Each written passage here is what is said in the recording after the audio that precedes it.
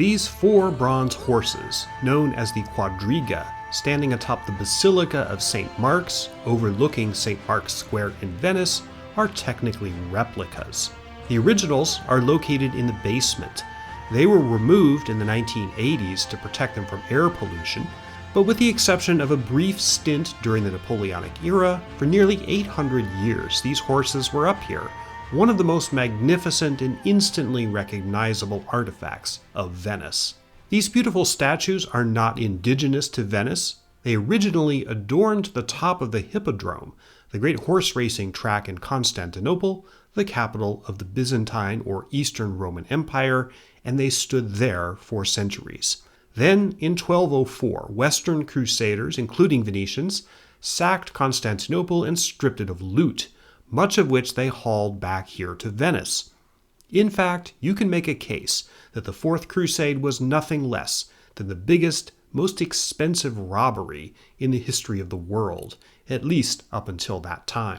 But wait, weren't the Crusades a series of medieval wars of various Christian countries against the Muslim world? Wasn't the usual objective of the Crusades to conquer or reconquer Jerusalem? What do Constantinople and the Byzantine Empire have to do with that mission, if indeed that was the mission?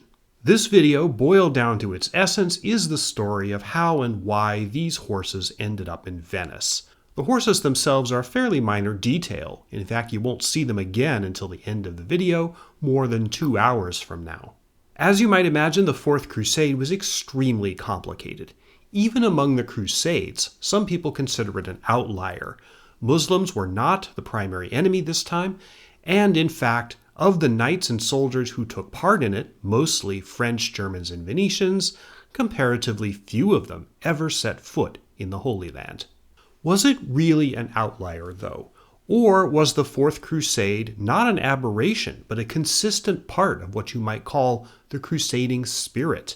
If the Crusades were about Jerusalem and the Holy Land, how and why, then, did their armies get diverted to Constantinople? In this video, I'll attempt to answer those questions, but let me warn you ahead of time, it's messy. This is the sad, troubled, outrageous, and fascinating story of the Fourth Crusade.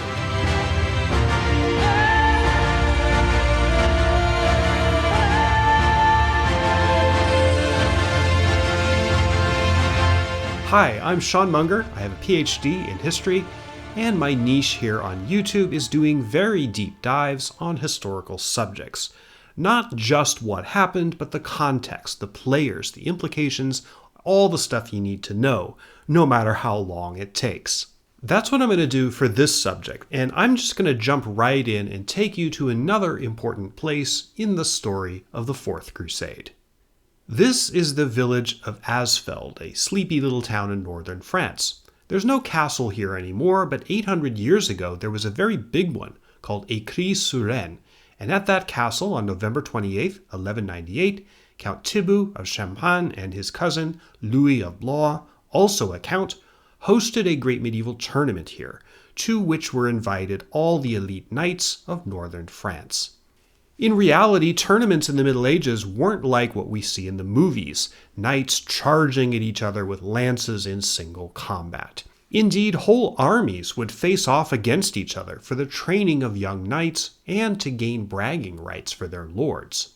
There were also social events, feasts, entertainments, and religious observances. In a way, tournaments were a little like industry conventions or trade shows, if your trade happened to be war. Today, trade shows are where new products are marketed to members of particular industries. At Ecry in November 1198, a specific new product was being marketed, a crusade. The two hosts, Thibaut and Louis, both of them grandsons of King Louis VII of France and his wife, Eleanor of Aquitaine, paused the jousting and revelry to make a serious public announcement.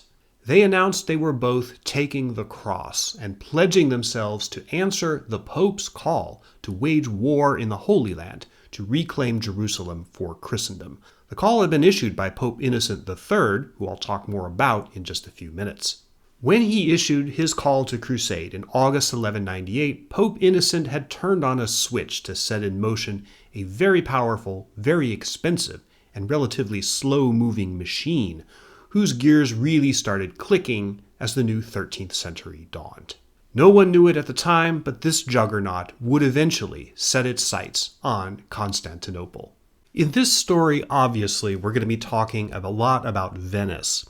As you recall, the bronze horses on top of St. Mark's were moved to the basement to protect them from air pollution. That was in the 80s. But this kind of problem is still going on today. I found this story on Ground News about how authorities in Venice are limiting the size of tour groups to reduce the environmental impact on their city, which is quite fragile. If you've been following my channel, you probably know about Ground News, a website and app that organizes the world's news in one place from across the political spectrum. I've been working with them for several months now, and I really believe in what they're doing. Let me show you how it works. On the website, we can see the story about Venice has been covered by 129 sources, most of them in the center of the political spectrum. Ground News shows you each story's political leaning, and if you click this bias distribution, it gives an analysis on how the story is being covered across the political spectrum. Stories from the left often quote a Venice official, which others generally aren't doing. Stories on the right emphasize the impact on individuals rather than the broader context. I've seen this on Ground News before, how right-leaning sources tend to focus more on individuals than on the bigger picture. Ground News is also easy to personalize. World War II is one of the topics I follow, and clicking the For You tab, I found this fascinating story about the discovery of a propeller from a World War II bomber that was discovered in a bog in Scotland. They don't know whether it's from a B-17 or B-24, since apparently they used the same kind of propeller. See, there's a historical fact I didn't know that I learned from Ground News. I also find it interesting how all the articles covering this story came from the left, so if you get your news from predominantly right-leaning outlets, you would have missed this entirely. Ground News has an entire blind spot feed dedicated to stories that can help you watch what the left or right may be talking about. Ground News is a great tool to think critically about the information we consume and cut through the chaff and disinformation that's constantly clogging up our media environment. And it can be fun too. So if you go to ground.news/Munger, right now you can subscribe through my link for 40% off the Vantage plan, which is the plan I use every day. And for less than the cost of a coffee, you can stay informed and support my channel at the same time. Now back to the historical story. The job done by the Pope to market the crusade was extremely effective. Pressured by familial ties, politics, prestige, or genuine desires to answer the call for a crusade, one after another, the important knights assembled at Ecry-sur-Aisne also pledged themselves to take the cross. Thibaut's marshal, his chief military man, Geoffrey of Villehardouin, was one of the most enthusiastic.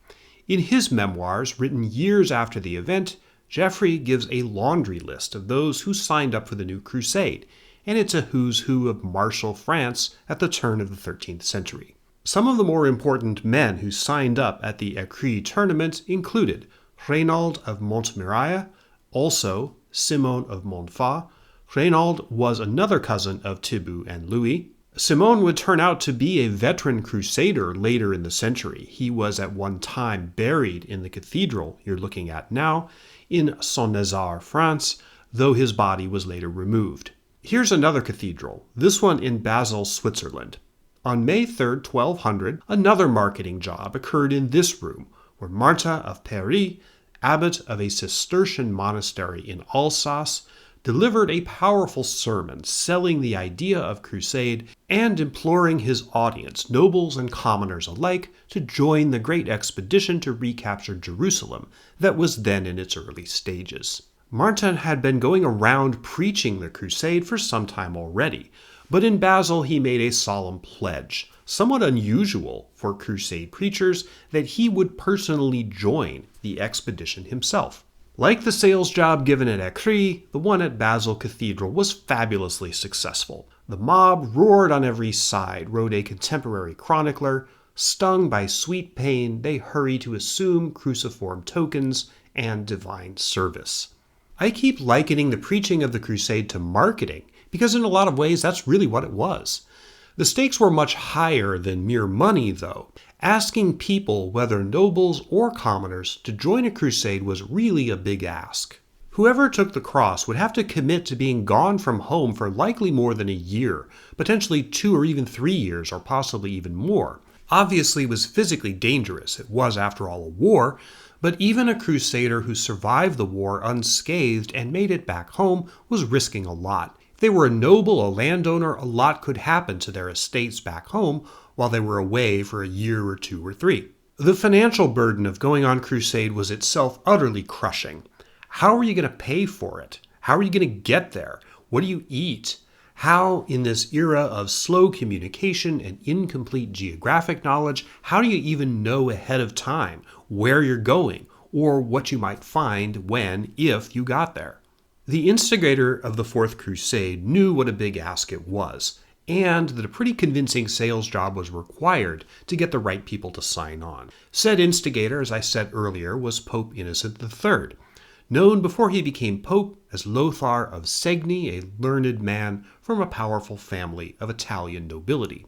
Only 37 when he became Pope in January 1198, following the death of Celestine III, the reclamation of Jerusalem was Pope Innocent's major project, the big mark he intended to leave on history. And he wasted no time. The document where Pope Innocent called for his crusade was issued from Rome in August 1198, only a few months after his accession to the big chair. There had been 3 major crusades before this one. I'll talk about those in Chapter 2.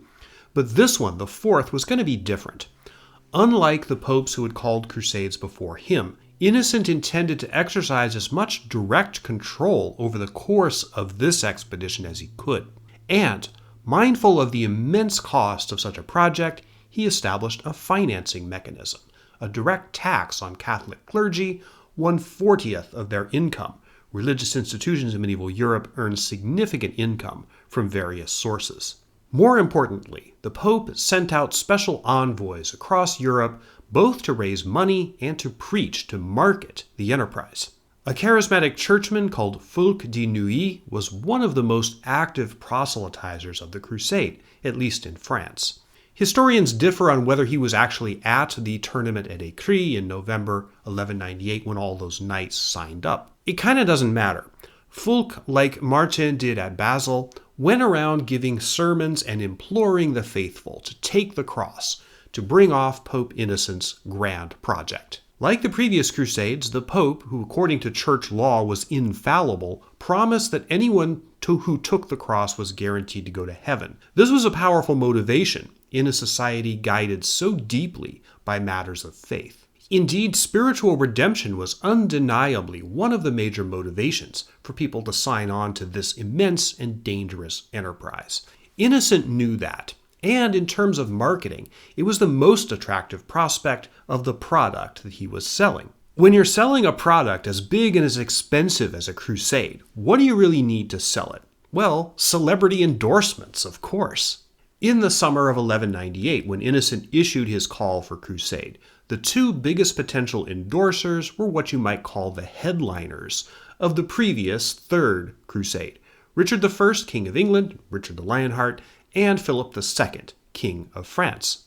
In fact, they had just come back from an unsuccessful attempt to recapture Jerusalem. Richard died in April 1199 in France. His successor, John, Prince John of the Robin Hood legends, was no Lionheart. In any event, the rulers of France and England proved too distracted by their long-standing rivalry with each other to go sign up for another go at Jerusalem. The Holy Roman Empire, Germany mostly, or what would eventually become Germany, was embroiled in civil war. Spain was also at war against Muslim kingdoms on the Iberian Peninsula. So basically no major kings, no A-list stars, so to speak, were available to endorse the Fourth Crusade. That left the B-list stars, the nobles. This was why Fulk turned up at the tournament of Ecry, if indeed he was there, and why Pope Innocent's emissaries concentrated so hard on persuading the highest-ranking nobles they could get in front of to take the cross. Once the Fourth Crusade did take the field, if it could be held together logistically and financially, the Pope and the nobles who had signed on hoped it would change the world. It did, of course, but there was one specific world it was destined to change quite a lot. Let's take a look at that. You're going to see a lot of churches and cathedrals in this story. What you're seeing now is technically a mosque, but it started out as a Christian cathedral.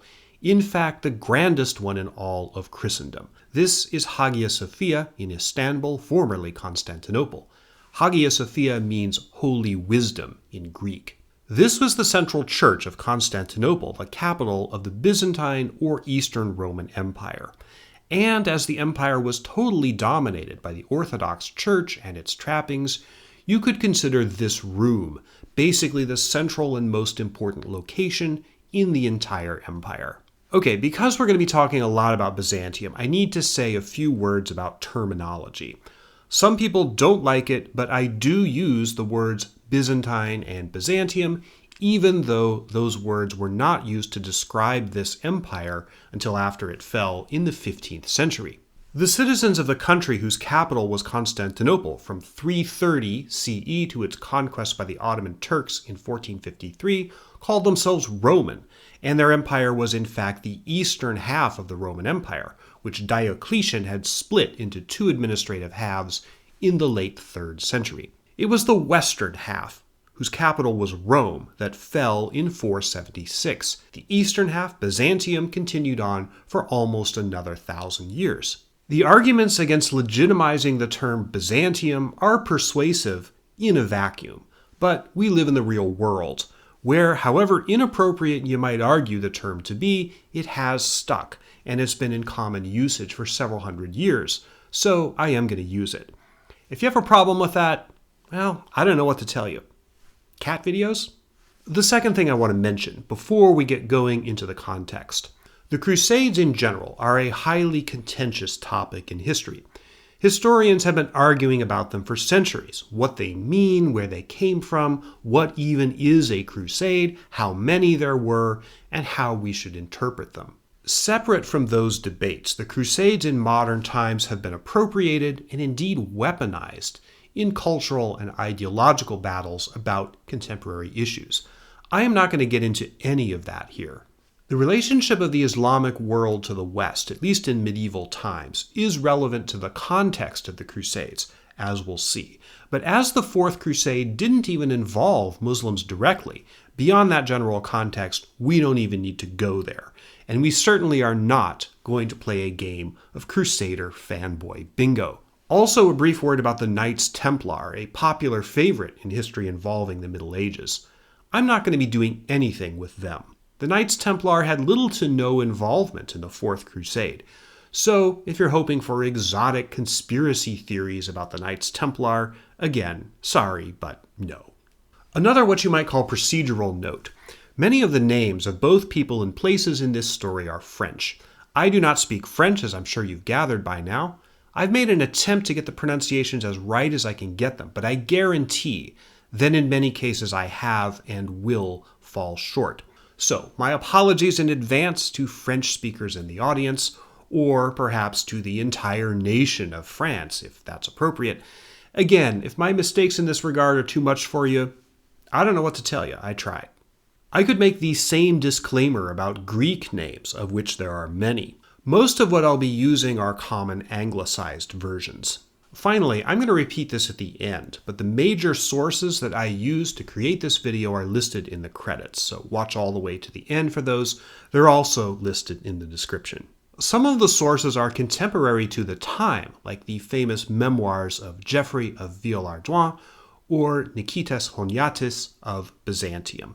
Now, these sources are slanted, but as they're contemporary, written from the accounts of eyewitnesses, they have to be among the core of the sources that we use to understand the Fourth Crusade. So, back to the story, and we're in another medieval cathedral. This one is in Clermont-Ferrand in France. What happened in this room in November 1095, a bit more than a century before the Fourth Crusade got going, is a major piece of the context that we need going forward. That is in Chapter 2.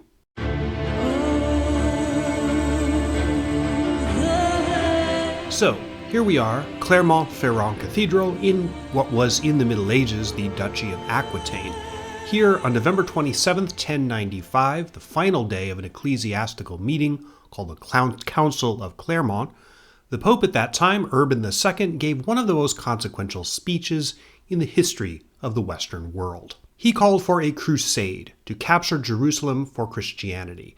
It had been in the hands of Muslims for most of the past 350 years. The Byzantine Empire was involved at the beginning, before the beginning. Urban's call for a crusade was a direct response to an envoy in the spring of 1095 from Byzantine Emperor Alexius Comnenus to the Pope Urban II, appealing for military aid to help them, the Byzantines, against their enemy, the Seljuk Turks. I'll talk more about that situation in the next chapter. Urban's response was not to grant what Alexius had asked for, but something completely different. Western knights seizing Jerusalem was the last thing that Alexius had in mind. Furthermore, if the project came off, it would mean thousands or tens of thousands of troops from Western countries marching through Byzantium on the way to the Holy Land, needing food, shelter, and supplies, and potentially looting and killing everywhere they went. So why did Urban call for a crusade to capture Jerusalem? Historians have been arguing about it literally for centuries, and people have ascribed all sorts of motivations, both to why the Pope did this and why knights, nobles, and ordinary people of Western Europe, principally France, answered the call. The most persuasive answer, in my view, is the simplest one. It really was about Jerusalem and about unity within Christendom. Pope Urban meant what he said at Clermont-Ferrand Cathedral, and people signed up to go because they were genuinely motivated by this promise of spiritual redemption and the desire to serve their faith. To the extent there was a hidden agenda, it wasn't one that the participants of the crusade didn't agree with or would have found objectionable. In Urban's view, a collective enterprise to take back Jerusalem would bring unity to the fractious Christian world, possibly even heal the schism between the Latin or Western Church, the term Catholic wasn't in common usage then, and the Orthodox Church. I'm going to get to that situation specifically in the next chapter.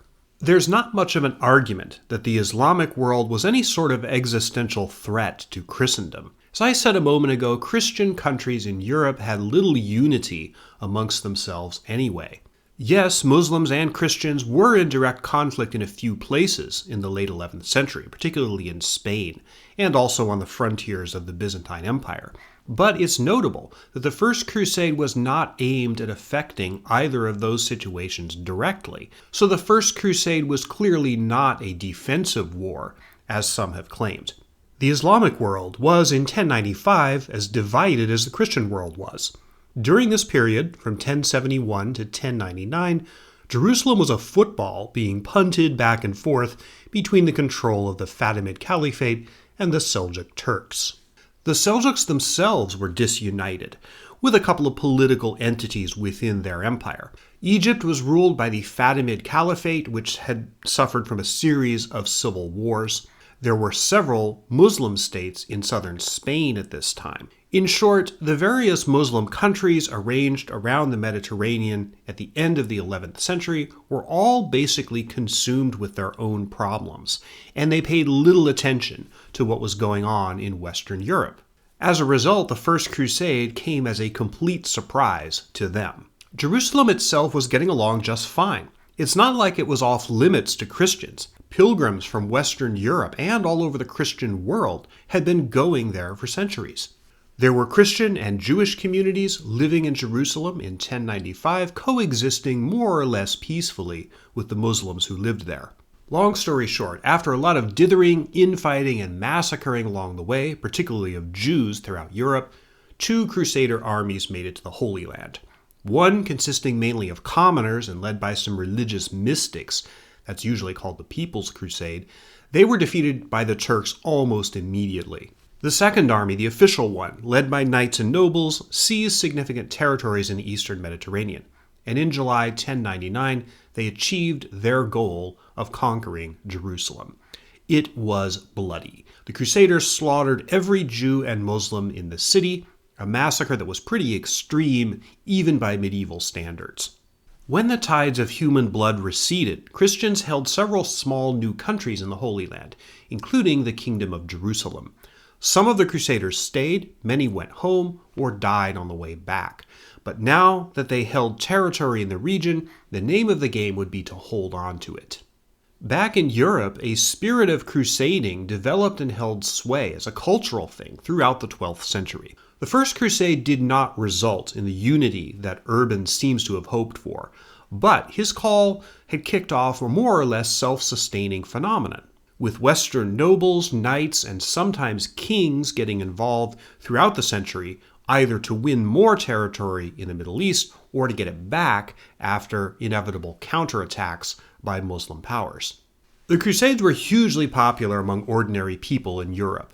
Art, literature, and culture reflected the crusading spirit, from the elegantly carved effigies on the tombs of Crusader knights to literature and poetry. The Holy Grail was a literary creation, not a singular physical artifact, but some of the more important Grail stories were told and retold by poets and bards in the Crusader period.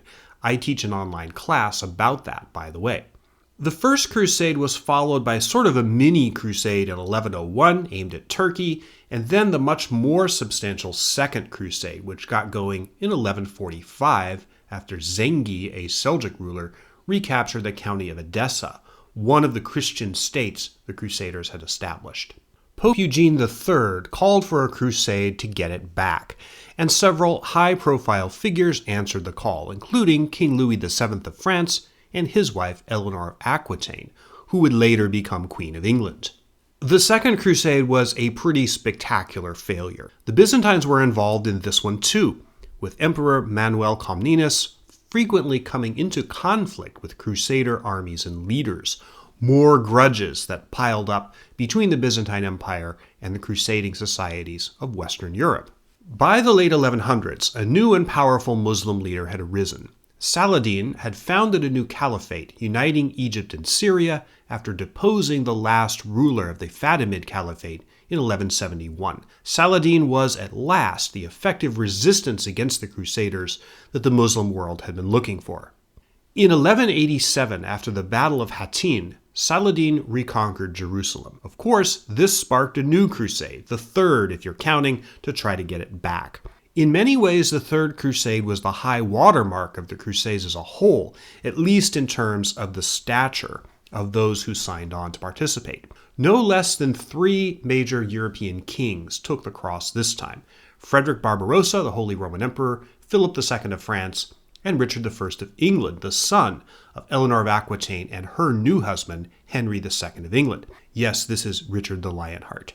Frederick Barbarossa died in an accidental drowning in 1190 before the serious fighting began, but Richard and Philip pressed on. The biggest victory of the Third Crusade for European forces was the capture of Acre, an important port city, in 1191, but about a year later the war ended with a negotiated truce and Jerusalem still in Muslim hands.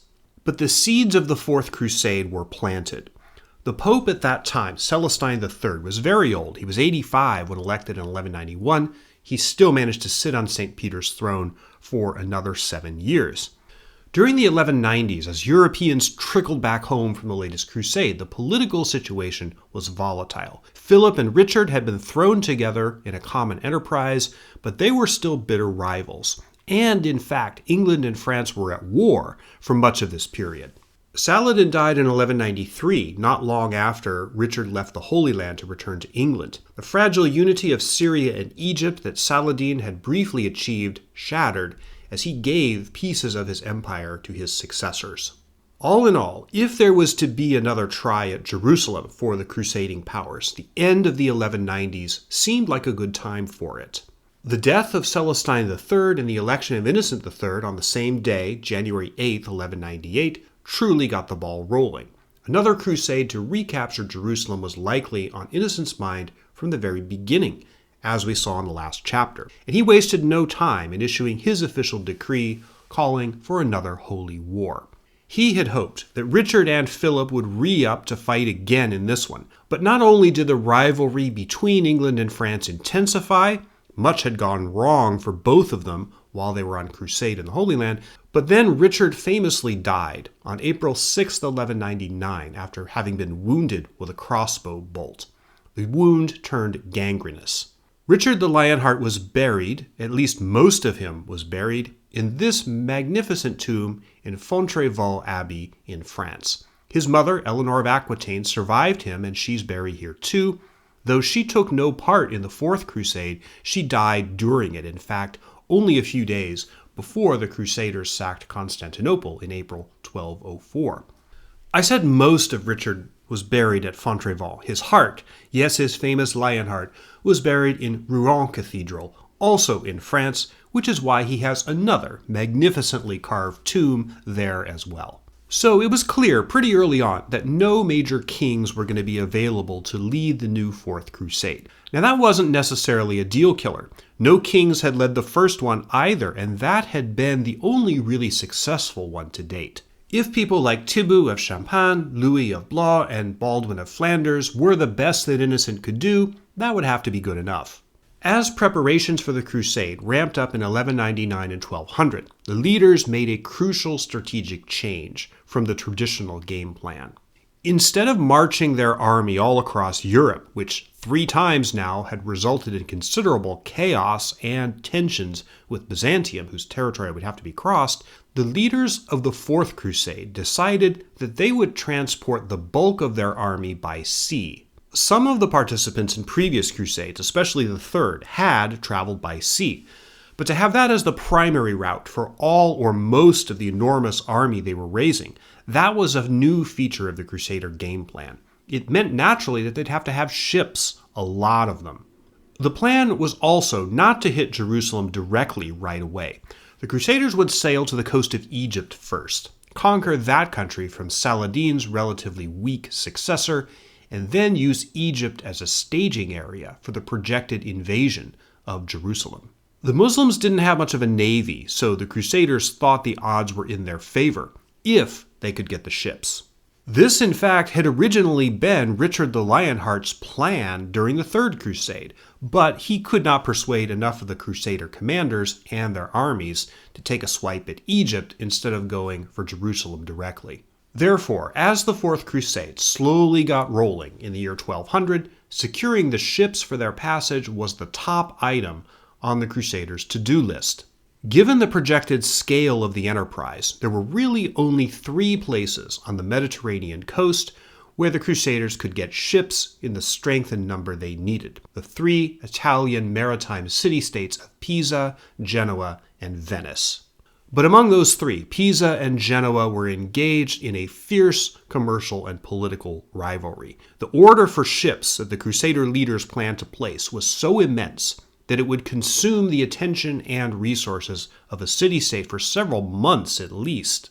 And it seemed unlikely that Pisa and Genoa would take time out from vying with each other in order to do a favor for a bunch of Western European knights to whom they owed nothing. So there was really only one choice, and that was Venice. In the winter of 1201, the Crusader chiefs sent 6 envoys across the Alps to Italy to negotiate with the Venetians.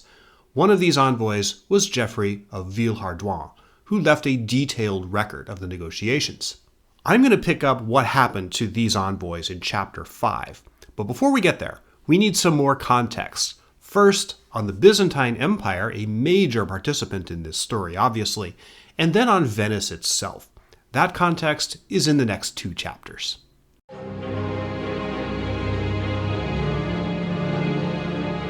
In the year 330, the new capital of the Roman Empire was dedicated and named after the emperor who had chosen it as the seat of his new Christian empire, Constantine I. Previously, the little town on a body of water known as the Golden Horn at the strait separating Europe from Asia had been known as Byzantion. Constantine quickly and intensively built it up as a glittering new capital, a monument to himself. In the 280s, the Roman Emperor Diocletian had split the Roman Empire in half, largely as an administrative measure. Constantine reunited it under his rule, but from the time of the split, the eastern and western halves began to diverge in politics, culture, and faith. The western half of the empire ceased to exist after the abdication of the last Western Roman emperor, Romulus Augustus, then just a teenager, in 476. That was the result of increasing encroachment of Germanic tribes. But the eastern half of the empire continued on. I mentioned this earlier. While its roots were always in classical Roman civilization, over time it became less Roman and more Greek, culturally and linguistically. A brief attempt to reunite East and West under the Emperor Justinian in the mid-6th century ultimately didn't take. Over the next few centuries, Byzantium fought for its survival against various enemies, the Bulgars, the Sassanid Persians, I made a video about that a few years ago, and after the foundation of Islam in the early 7th century, various Muslim states. During these centuries, Byzantium also grew rich, and its culture became vibrant. In the last few centuries before the Fourth Crusade, Constantinople was, at various times, the richest and most cosmopolitan city in the Christian world. Rooftops, statues, and columns literally shimmered with gold. Marketplaces teemed with goods for sale from near and far, including China thanks to the Silk Road. Constantinople was a hub of world trade and commerce. Byzantium's libraries were crammed with books. After Rome fell to those Germanic tribes in the 5th century, Constantinople became the repository of classical civilization, the books and learning passed down from ancient times. And they also absorbed knowledge and culture from the neighboring Islamic cultures, who were at their height of scientific and artistic achievement during these centuries. In terms of religion, though, the divergence between Byzantium and Western Europe grew wider and more divisive as time went on. Christianity in the East had an entirely different structure, with a number of regional patriarchs, all ultimately answerable to the emperor in Constantinople, who was supposed to be, literally, God's representative on earth. The Byzantines did not accept the authority of the Pope. By the 11th century, it was well accepted in Western Europe that the Pope was not beholden to any king, and indeed, kings often sought the Pope's permission for one thing or another, often to marry or to end their marriages. The Byzantine emperors had no use for the Pope. One pope after another, century after century, grew increasingly annoyed at what they saw as the arrogance and intransigence of the Byzantines. A formal split was long in coming, but it finally happened in 1054, just 40 years before the First Crusade. How it officially came about is a story too long to get into here, but suffice it to say, the issues involved not merely the differing structure of the churches and who had authority over who, but also doctrinal differences, like the notorious filioque, a difference in the wording of the Nicene Creed, which way back in 325 was intended to be sort of the official statement of Christian faith.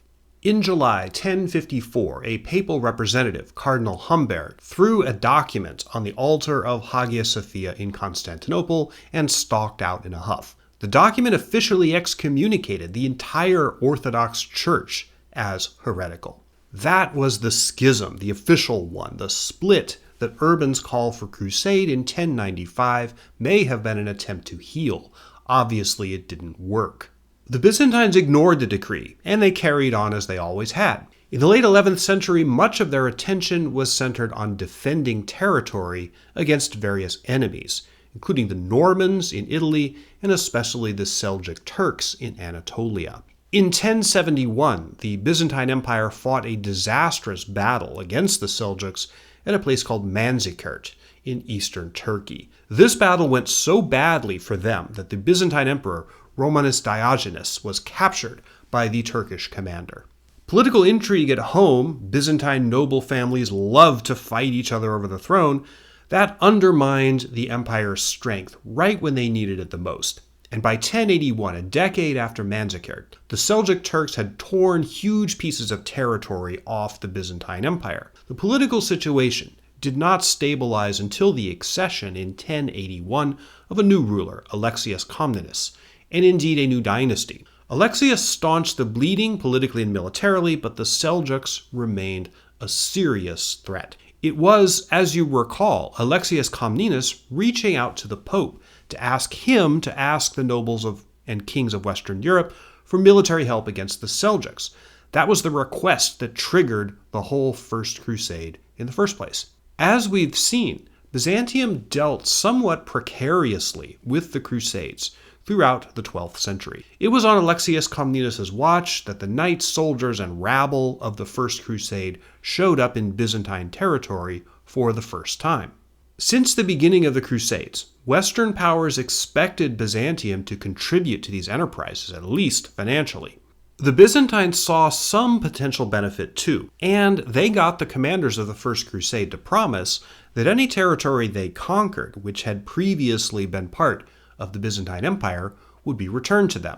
That didn't happen, of course, and in point of fact, Alexius Comnenus, while he did provide financial support and some hot lunches for the Crusaders while they were passing through, hastened to get the Crusader armies out of his territory as quickly as possible. Outside the context of the Crusades, in 1171, something happened that was to have profound consequences later. Many Venetians lived and worked in Constantinople in this period. Indeed, the Venetians had a pretty profitable trade colony in Constantinople. They made money, especially in silks and pepper.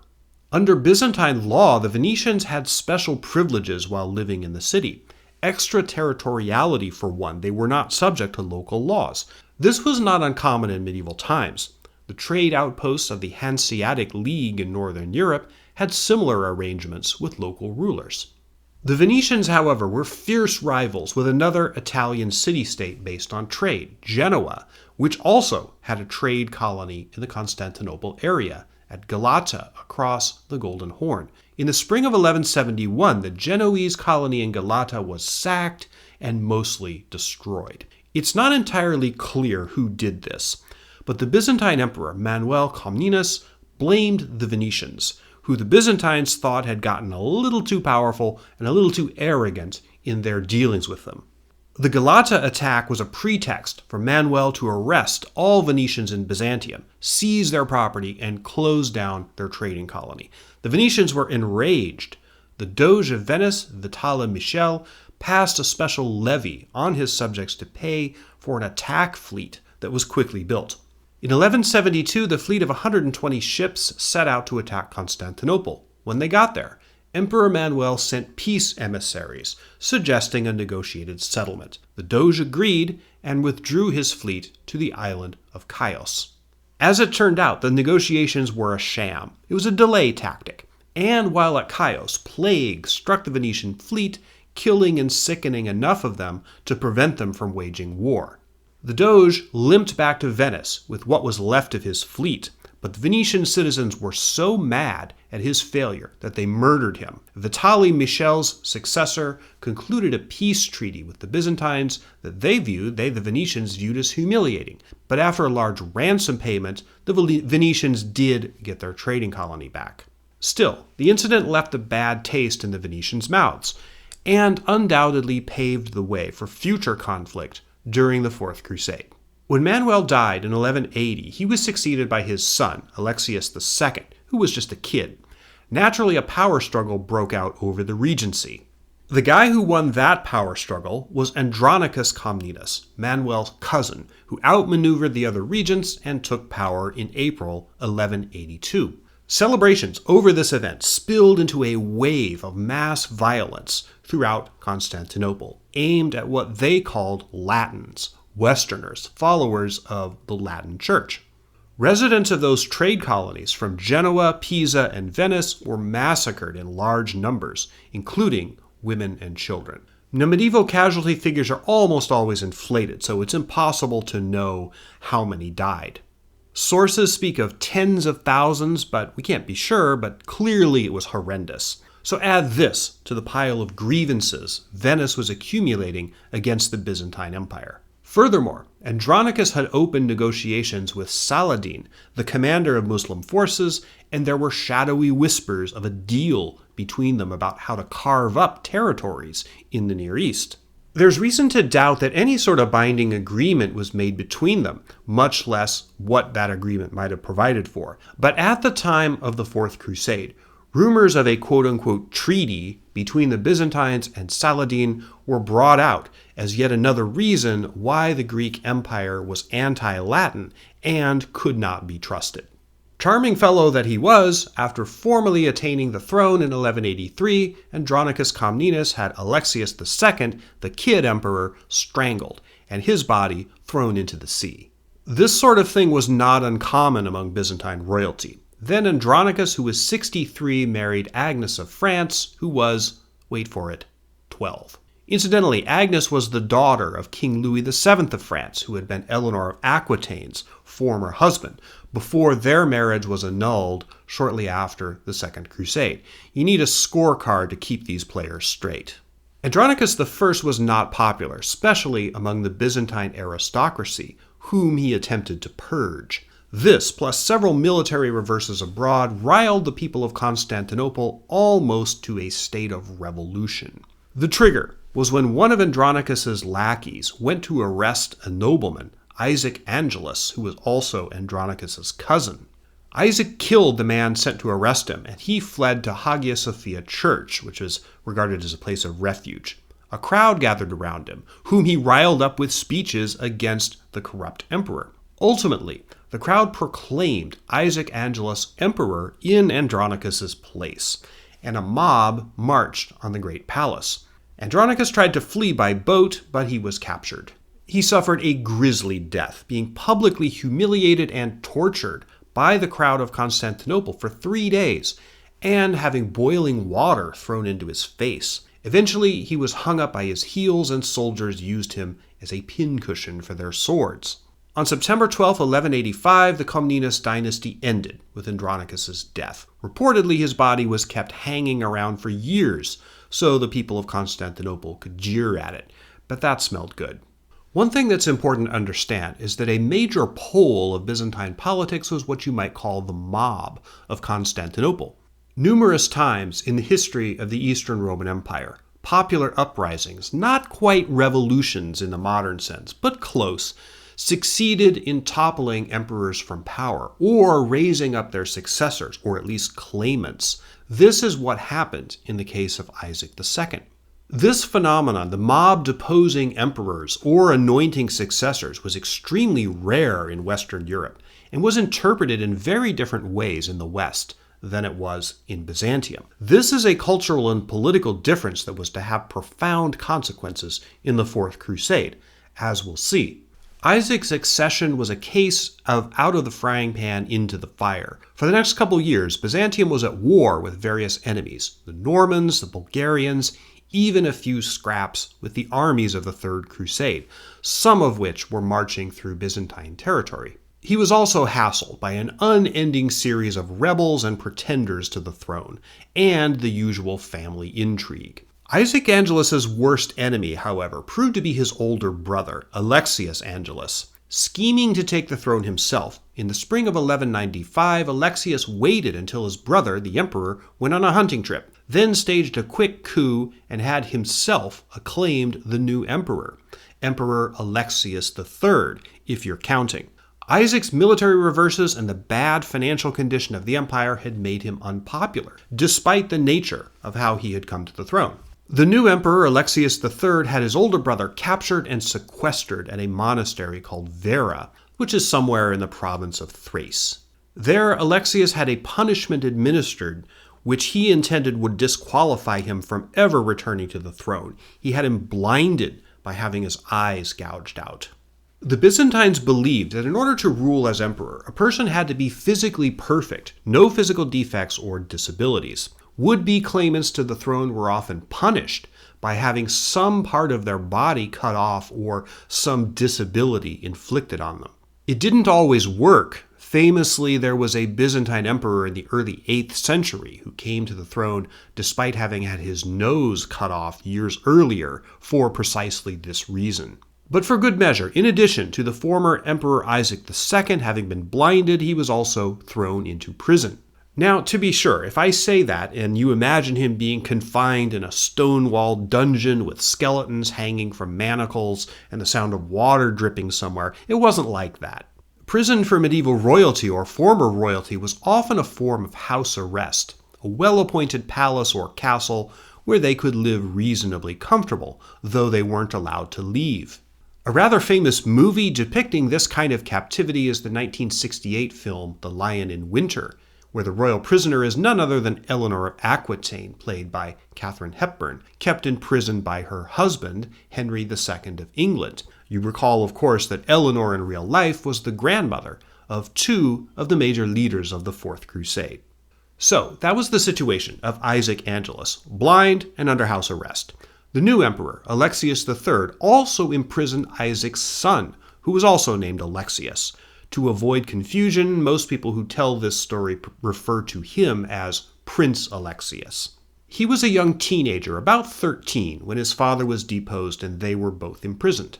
However, after 6 years of house arrest in 1201, Isaac enlisted two merchants from the trading colony of Pisa to smuggle Prince Alexius out of Constantinople. The prince, now about 19, was hidden in a barrel with a false bottom. The idea was that Prince Alexius would escape to Western Europe and implore some relatives of Isaac for help to get him back on the throne. Specifically, they were going to appeal to Prince Alexius's brother-in-law. You see, in addition to his son, Prince Alexius, Isaac also had a daughter known as Irene Angelina. In 1197, 2 years after her father was deposed from the throne of Constantinople, Irene married a German prince, Philip of Swabia. His older brother had been Henry VI, who had been Holy Roman Emperor, and was the son of Frederick Barbarossa, who, as you recall, fell off his horse and drowned while on the Third Crusade in 1190. So, Philip of Swabia was Prince Alexius's brother-in-law. Got that? Furthermore, Philip's cousin was none other than Boniface of Montferrat, who was to be one of the leaders of the Fourth Crusade.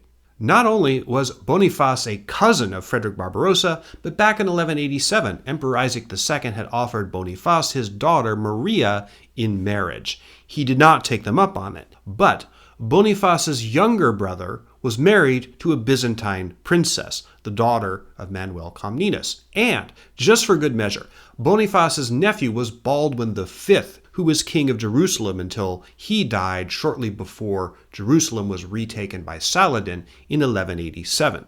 Boniface's brother, William of Montferrat, had married Sibylla of Jerusalem, herself brother to King Baldwin IV of Jerusalem, a leper, who was portrayed with funky silver face mask by Edward Norton in the highly inaccurate 2005 Ridley Scott film, Kingdom of Heaven. My point is, all these people were related and knew each other, but the family relationships between Isaac, the deposed emperor, Prince Alexius, Philip of Swabia, and Boniface of Montferrat, remember these family relationships. It becomes important later. Now, with all this said, and I realize it's highly confusing, let's turn briefly to look at Venice, one of the other major players in the story of the Fourth Crusade.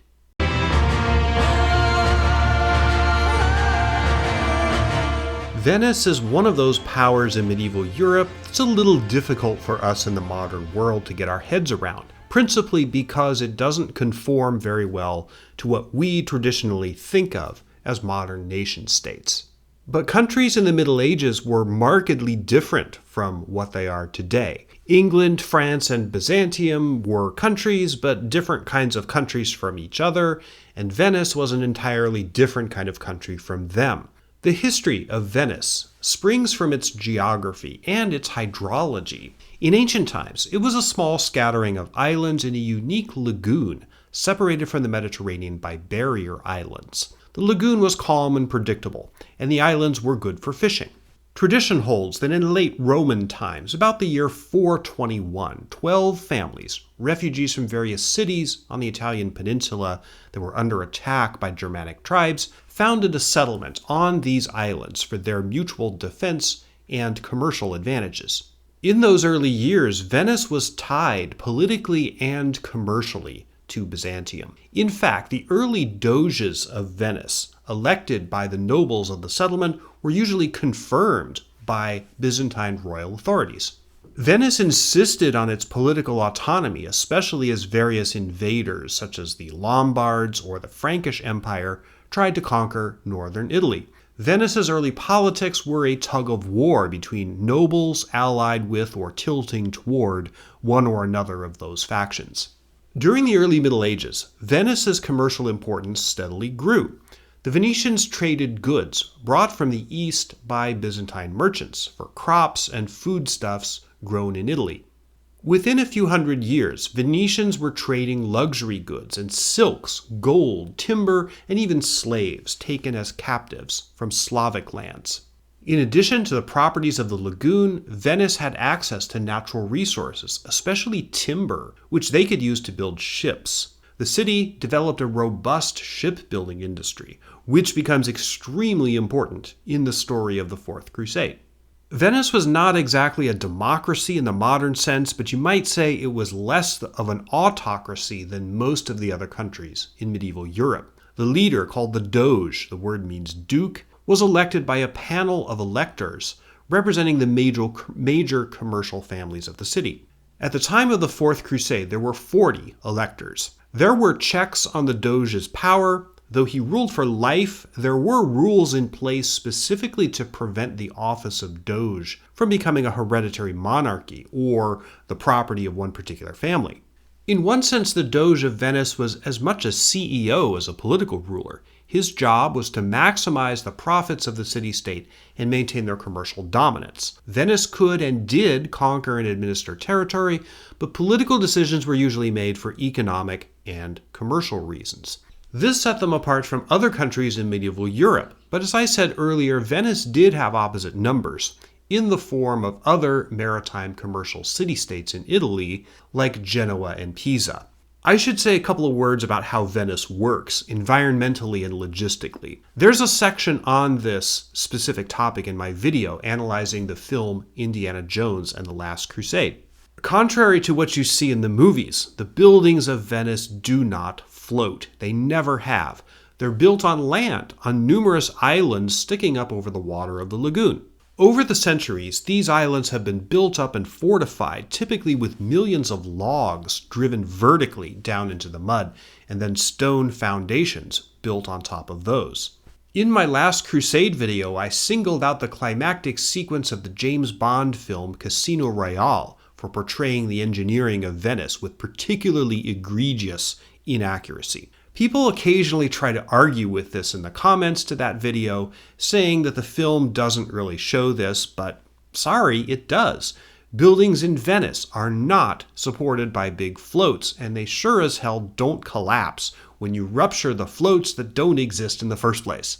In fact, right here on YouTube, you can find a documentary about the making of the film Casino Royale called Death in Venice, where the screenwriters of the picture admit that they made the whole idea up. So say it with me, buildings in Venice do not float. Anyway, back to the real world and the real medieval Venice. As you know from the last chapter, Venice had established commercial trading colonies in Constantinople and various other places, and Venice's commercial rivalry with Genoa and Pisa was fairly intense. The Venetians were also constantly in conflict in this period with Emmerich, the king of Hungary, who wanted to increase his holdings on the Dalmatian coast. The city of Zara, a major trading port on that coast, today it's called Zadar in the modern country of Croatia, that had long been a rival to Venice commercially in this area. Once firmly attached to Byzantium, in 1069, Zara was given to the king of Croatia and Dalmatia, then in 1105 to the king of Hungary. Remember that, it becomes important later. We now come to another major personality in the story of the Fourth Crusade. Enrico Dandolo was a member of a powerful and important Venetian merchant family. Born about 1107, shortly after the First Crusade, Dandolo spent most of his life working for his family. His father held a judgeship position in the Venetian state. Though in his 60s at the time, Dandolo was a member of the Venetian expedition that Doge Vitale Michel sent out in 1172 to attack Constantinople after Manuel Comnenus ordered the mass arrest of Venetians in the Byzantine Empire.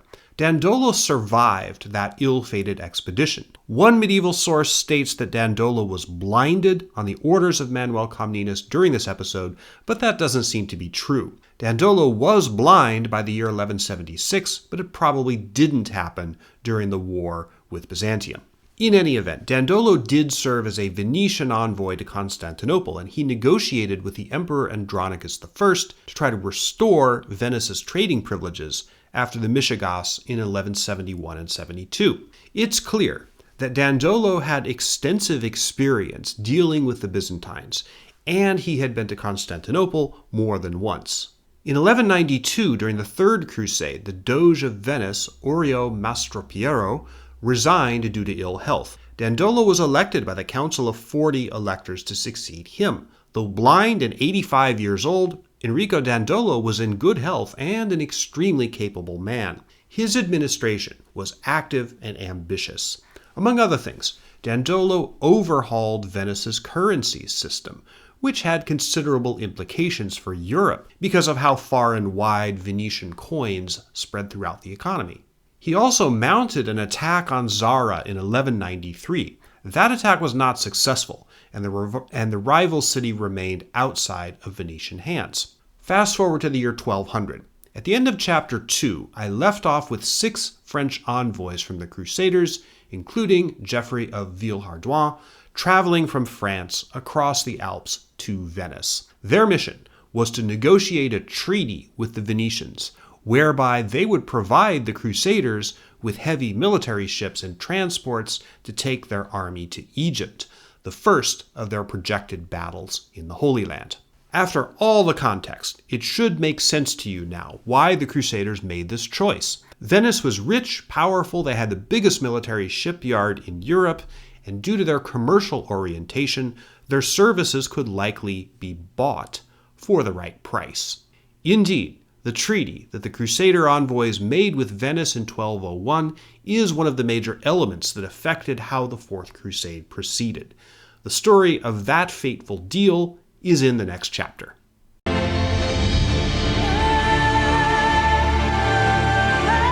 This is the Doge's Palace in Venice, right next door to St. Mark's Basilica, where the bronze horses and many of the treasures of Constantinople would eventually end up. It was extensively rebuilt in the 14th century, essentially replacing the earlier palace that stood on this site. But this is at least the site where the Crusaders' legates met Doge Enrico Dandolo in the spring of 1201. What they said to him was recorded by Geoffrey of Villehardouin.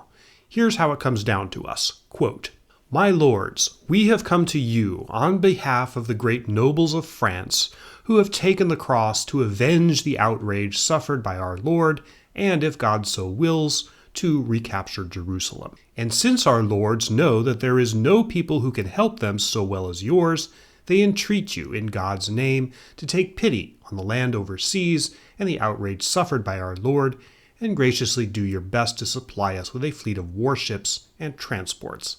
End quote. What the Crusaders were asking for was a colossal commitment.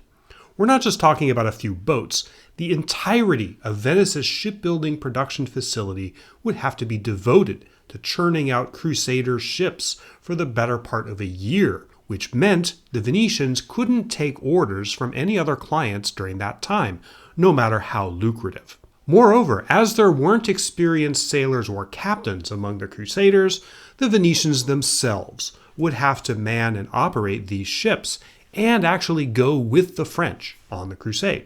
The Venetians would have to provide the Crusaders with food and supplies that they could take to Egypt and the Holy Land. If Venice signed on to all of this, it was a commitment of basically the entire resources of their country for a period of at least 2 years, and possibly more. With so much at stake, obviously Dandolo had to go into council with representatives of the important families of Venice. Clearly he was in favor of the deal, and he seems to have argued the other Venetian nobles around to his side. To convince the ordinary people of Venice whose support was also needed, Dandolo staged an emotional show at St. Mark's Basilica, where the Crusaders gave impassioned speeches in favor of the deal, stressing the spiritual dimensions of the crusade to retake Jerusalem. Commercial and political considerations aside, Dandolo does seem to have been motivated, at least in part, by the religious nature of the enterprise, the Crusader spirit. The Venetian nobles and people, whatever reservations they may have had, endorsed the deal. Venice and the Crusaders signed a treaty in April 1201 that laid out the particulars. Venice was now officially in the crusading business, and it was a business. It's worth taking a moment to deconstruct the deal that was actually made. An important feature of the deal was that what the Venetians were to deliver and what they were paid for was based on the numbers of crusaders the French expected to have to ferry to Egypt. The Venetians agreed to build transports for 4,500 knights, plus their horses, 9,000 squires, and 20,000 foot soldiers. For this, they would be paid a set amount in silver marks per horse and a different amount per man. This totaled 85,000 marks. I'll talk about the value of that in just a moment. The Venetians would be paid this in quarterly installments, with the last one in April 1202, a year after the treaty. The expedition, with Venetians as part of the force, would depart from Venice on June 29, 1202, a date with religious significance. Because medieval economics are significantly different than modern times, it's very tough to do a simple adjustment for inflation to determine what 85,000 silver marks, as the Venetians defined it, is worth 800 years later. Sorry, the West Egg inflation calculator on the web doesn't go back to medieval times. But it was a staggering amount. One historian estimated the sum was about twice the annual income of the King of England or the King of France at that time. You can't really measure the overall wealth of a medieval society the way that we talk about the GNP of a modern nation. But let's just say that if we're talking about an amount roughly equal to the income of the largest landowners of England and France combined in the year 1200, we're dealing with a staggeringly large amount of money. This was far and away the largest business deal that had ever been made in medieval Europe up until that time. And it's not like the Crusaders had the money sitting around in a chest somewhere. Nobody had that much money in the year 1201. I stress again that the key feature of the deal was that Venice was paid per man, and the Crusaders had promised a total of 33,500 men. That was far short of the number of people, knights, squires, and foot soldiers, who had already signed up and were gathering at various places in France. The Crusades, as we've seen, were a pay-to-play arrangement for their participants.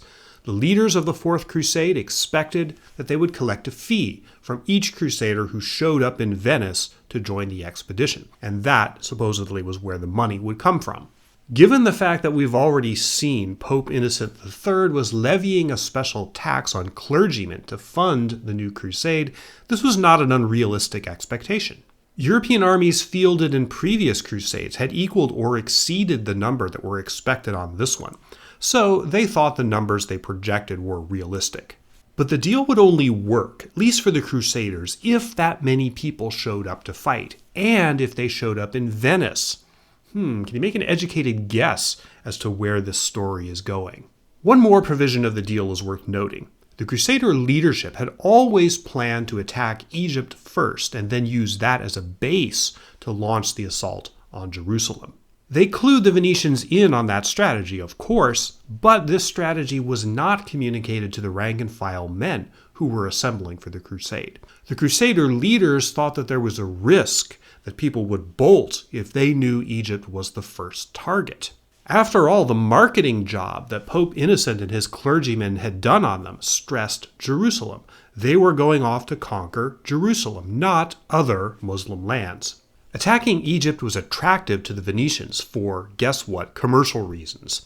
If the Crusaders took Alexandria, the most important port on the Egyptian coast, Venice would control it and have control over an overwhelming share of sea trade in the eastern Mediterranean. Furthermore, Egypt was a relatively rich land, and looting it made economic sense for both the Crusaders and the Venetians. The Crusader leaders were eager to have the Venetians start building their ships, so they took out a loan of 5,000 silver marks from various sources in France, and they made a down payment to Venice right away. Sure enough, the Venetians started churning out ships. They were built here, at the famous Venetian Arsenal, the biggest shipyard in Europe. Venice also started making preparations for the manpower they would need, which by one account was half the able-bodied population of Venice. Mariners from all over the Adriatic coast began heading for the city. As expected, the commercial life of Venice basically came to a halt so that they could throw everything they had into the Crusade project. Doge Dandolo can be accused of a lot of things, but cutting corners on his deal with the Crusaders definitely was not one of them. The Venetians were making hay, but almost immediately the Crusaders began running into trouble. In May 1201, Thibault of Champagne Geoffrey of Villehardouin's boss, who had been expected to be one of the leaders of the expedition, died back in France. Boniface of Montferrat essentially came forward to fill his shoes. Boniface was fine as a potential military leader, but the problem was that he lacked the celebrity power that Thibault had. This meant that he couldn't naturally pull a lot of nobles and knights to go with him on the crusade, and the leaders would have to work harder to persuade the big dogs to show up. There was enthusiasm for the crusading project, but given the dangers which we've talked about, a lot of people had very good reasons for deciding to stay home. But the problem was worse than that. Villehardouin and the other men who had made the deal with Venice were nominally in charge of the crusade, but they did not have the power to command other knights and lords who hadn't yet joined up with them. The Pope had not put any particular person in overall command, and those who took the cross and joined the crusade weren't obligated to follow one particular leader. Consequently, several contingents of French knights, unaffiliated with Champagne, Flanders, Blois, and the other areas represented by the leaders who had negotiated in Venice, set out on their own by different routes to the Holy Land, bypassing Venice entirely. They were headed straight for Jerusalem, or more accurately, Acre, the chief Christian port used to access Jerusalem. And as you recall, the provision of the treaty that said the crusade was going to attack Egypt first wasn't publicly known. So a significant number of would-be participants of the Fourth Crusade were headed for the wrong destination, via the wrong route. So yeah, maybe not such a good deal-maker after all, Geoffrey of Villehardouin. In the spring of 1202, crusaders began to trickle into Venice. Instead of housing them in the city itself, the Doge told the crusaders to camp on the long, thin island called the Lido on the edge of the Venice lagoon. Today, the Lido is a beach resort where Instagram influencers take a lot of pictures of themselves, but in medieval times it was a military camp. Food and water were hard to get on this island. The Crusaders were dependent on the Venetians for their very sustenance. Indeed, though they didn't realize it at first, Baldwin, Geoffrey, Boniface, and the other leaders and their armies were virtually hostages on the Lido Island. I should also mention that the Crusader group was not 100% composed of soldiers. There were numerous churchmen and members of the clergy. The Bishop of Soissons was one of the highest ranking of them. Wherever a large army went in the Middle Ages, it was invariably followed by merchants, servants, hangers-on, food vendors, the occasional wife or girlfriend, and sex workers, especially sex workers, who made big business from this sort of thing. So these kinds of people were there too. As spring turned to summer, this was now the year 1202, it was clear that significantly fewer numbers of crusaders were actually going to show up in Venice than the leaders had promised Dandolo. The contract did not offer any discounts based on who actually showed. The crusaders were on the hook for the full amount, whether the 33,500 they promised actually turned up or whether none did. The ships were just about ready and the departure date of June 29th loomed. But the crusaders were woefully short on cash. This was obviously a huge problem. Hold this thought, I'm going to return to it at the beginning of the next chapter. However, I want to talk about something that was happening at this same time, sort of behind the scenes, at least at first. Do you remember at the end of chapter 3, Prince Alexius, the son of the deposed Byzantine Emperor Isaac II, was headed to the courts of some of his relatives in Western Europe to see if he could get some help in reclaiming his father's throne? Yeah, well, he was still at it, while the Crusaders were making their deals with Venice. Think of the Crusaders and Venice as the A plot, and Prince Alexius' scheming as the B plot. They're going to meet up soon enough. This is Haguenau, France. It's obviously changed a lot in 800 years, and unfortunately the location I wish I could show you here has long since disappeared. But in this town, along the Mottahedeh River, near the Rhine, there was a castle where the Hohenstaufen dynasty, closely related to the Holy Roman Emperors, liked to spend their holidays. Western European rulers often held special courts around the Christmas holidays, and at Christmas 1201, Philip of Swabia spent his vacation at his castle here. Boniface of Montferrat, one of the leaders of the Fourth Crusade, was there too.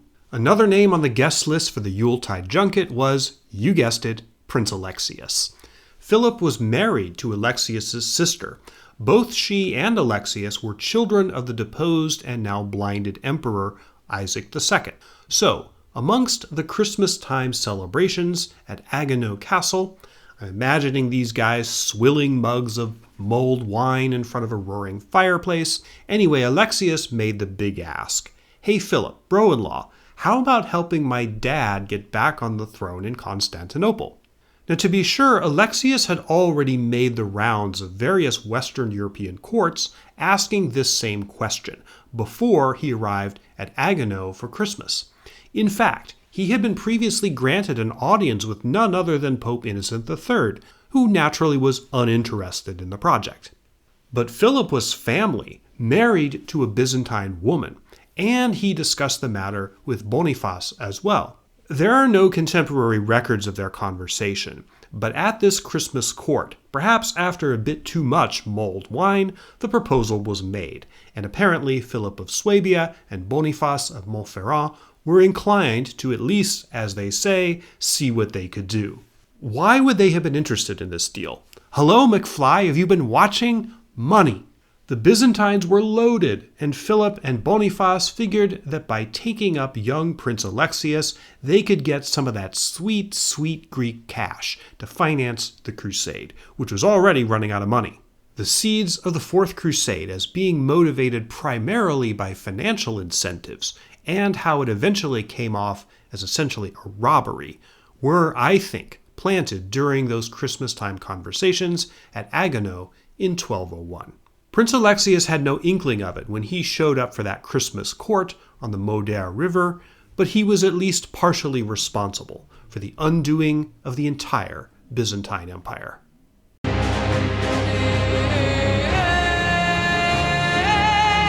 As many large projects often do, the Fourth Crusade ran behind schedule and vastly over budget. The original date projected for the fleet to take off, June 29th, proved wildly unrealistic. It was only after that, in the summer of 1202, many of the Crusades' leadership began to arrive in Venice. On July 22nd, Peter Capuano, Pope Innocent III's chief legate, showed up and preached sermons supportive of the project. Boniface of Montferrat finally showed up on August 15th, and several minor commanders from various German lands also appeared. At the arsenal, ships for the Crusaders were being completed. But the Crusader leadership realized in short order that they had a huge problem. Only about 12,000 troops actually showed up. The financial shortfall was gargantuan. The Venetians had noticed this. Enrico Dandolo got the leaders of the crusade together and gave them both a warning and something of a threat. He reminded them that his traders and builders had dropped everything to construct the Crusaders' fleet for them, and they had not made any money in the meantime. "We wish, my men and I," said the Doge, "that you should pay us the money you owe us, and if you do not do so, then know that you shall not depart from this island before we are paid, nor shall you find anyone to bring you anything to eat or drink." End quote. This was definitely a threat, but Dandolo understood that some accommodation would have to be made. He couldn't leave Venice holding the bag for fear that his own power would be compromised. And even though they were hostages on the Lido Island, the Crusader army was still heavily armed and potentially dangerous. In September 1202, the Doge brought the Crusader leadership a proposal for another deal, or perhaps better characterized as a modification of the first deal. He wasn't releasing the Crusaders from their shortfall, estimated at about 35,000 silver marks. But he did defer their payment, and he suggested they raise the money by doing Venice a favor, by sacking the Adriatic trading port of Zara, which, as you may recall, was a rival of Venice that had fallen under the protection of Emmerich, the King of Hungary. The diversion to Zara was potentially problematic, both politically and religiously. Attacking that city would mean the Crusaders would be attacking fellow Christians, not Muslims, whom they envisioned as the enemy. Furthermore, King Emmerich was nominally on board with the Fourth Crusade and had taken the cross. The Zara diversion might well enrage the Pope and complicate the whole rest of the crusade, if there was to be any more after that. There was debate within the Crusaders' camp, at least according to Geoffrey of Villehardouin, whose poor negotiating skills resulted in this screwed-up situation in the first place. But the alternative was essentially to disband the army and send everybody home without having gotten anywhere close to Jerusalem. Villehardouin, Boniface, and Baldwin decided ultimately to go for this second deal.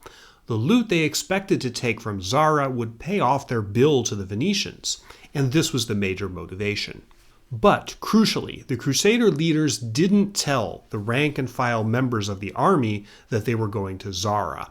All they said was that the expedition was finally ready to set out. Furthermore, Dandolo himself was to take the cross. Part of the deal was that he would personally lead Venetian forces in the sack of Zara. That was no small feat for a blind man in his 80s. Part of this was political, as Dandolo wanted to impress the Venice electors and persuade them to consider his son as his successor. It was also probably intended sincerely as well. Dandolo did clearly see himself as a crusader. In early October 1202, the massive Crusader fleet took off from Venice with fanfares of silver trumpets and the triumphant fluttering of banners.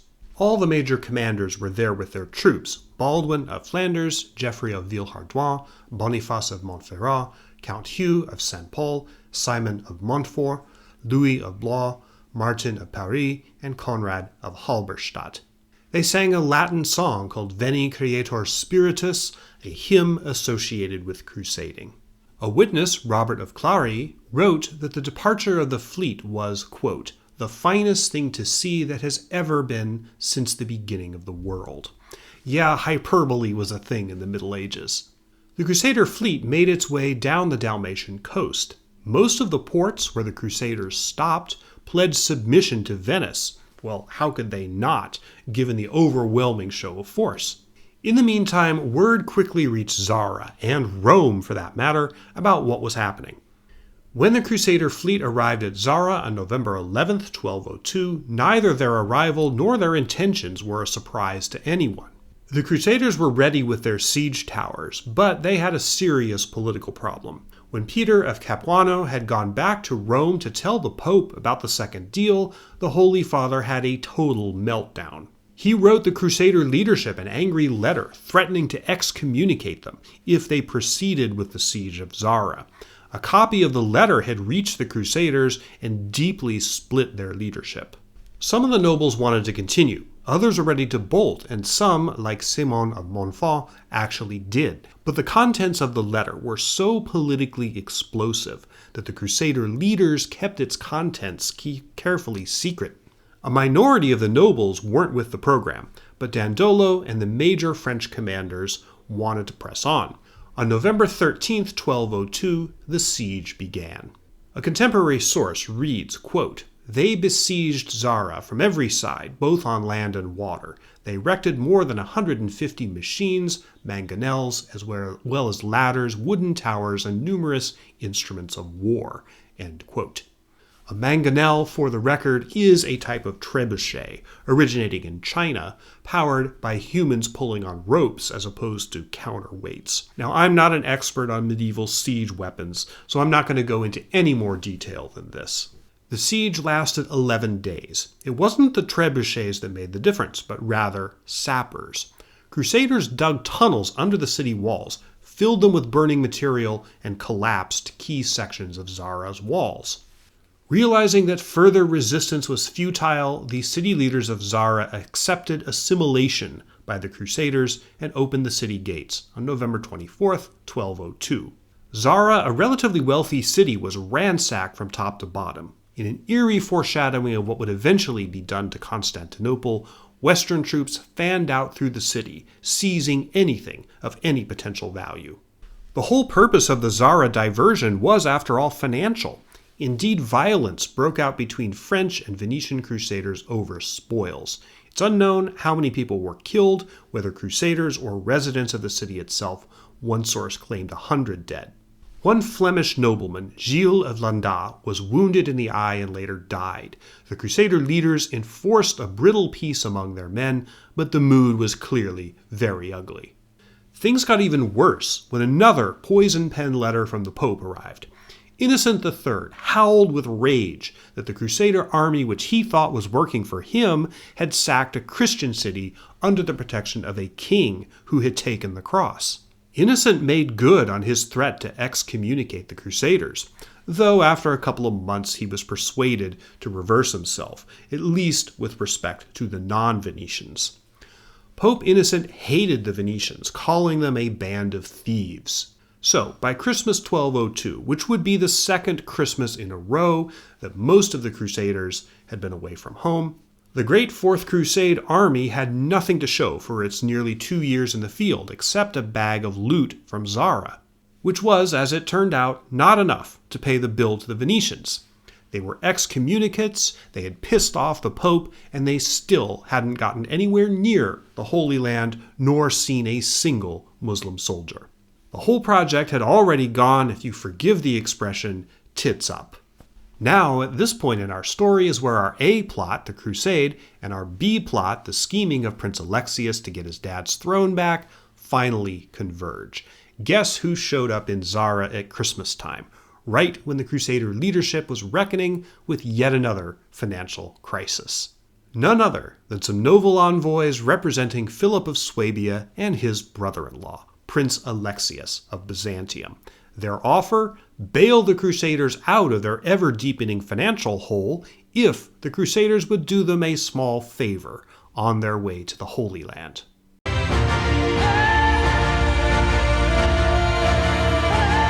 The best way to explain what Philip of Swabia and Prince Alexius offered the Crusaders, the seed of the fateful diversion to Constantinople, is to quote exactly their offer, made at Zara in December 1202. It's a long quote, but very illustrative. They're speaking directly to the Crusader leadership here. Since you are on the march in the service of God and for right and justice, it is your duty to restore their possessions to those who have been wrongfully dispossessed. The Prince Alexius will make the best terms with you ever offered to any people. Firstly, if God permits you to restore his inheritance to him, he will place his whole empire under the authority of Rome. Secondly, since he is aware that you have spent all your money and now have nothing, he will give you 200,000 silver marks and provisions for every man in your army, officers and men alike. Moreover, he himself will go in your company to Egypt with 10,000 men. Furthermore, so long as he lives, he will maintain at his own expense 500 knights to keep guard in the land overseas. End quote. On the surface of it, this was an incredible offer, if it could be put into effect, and it would solve all of Western Christendom's problems. Let's take a moment to unpack it and see the size of the package that Prince Alexius had thrown on the table. First, submission of the Byzantine Empire and the Orthodox Church to the authority of Rome meant erasing the Great Schism of 1054 and ending centuries of squabbling over ecclesiastical authority. It was in one fell swoop the unity that the popes had been craving since the calling of the First Crusade in 1095.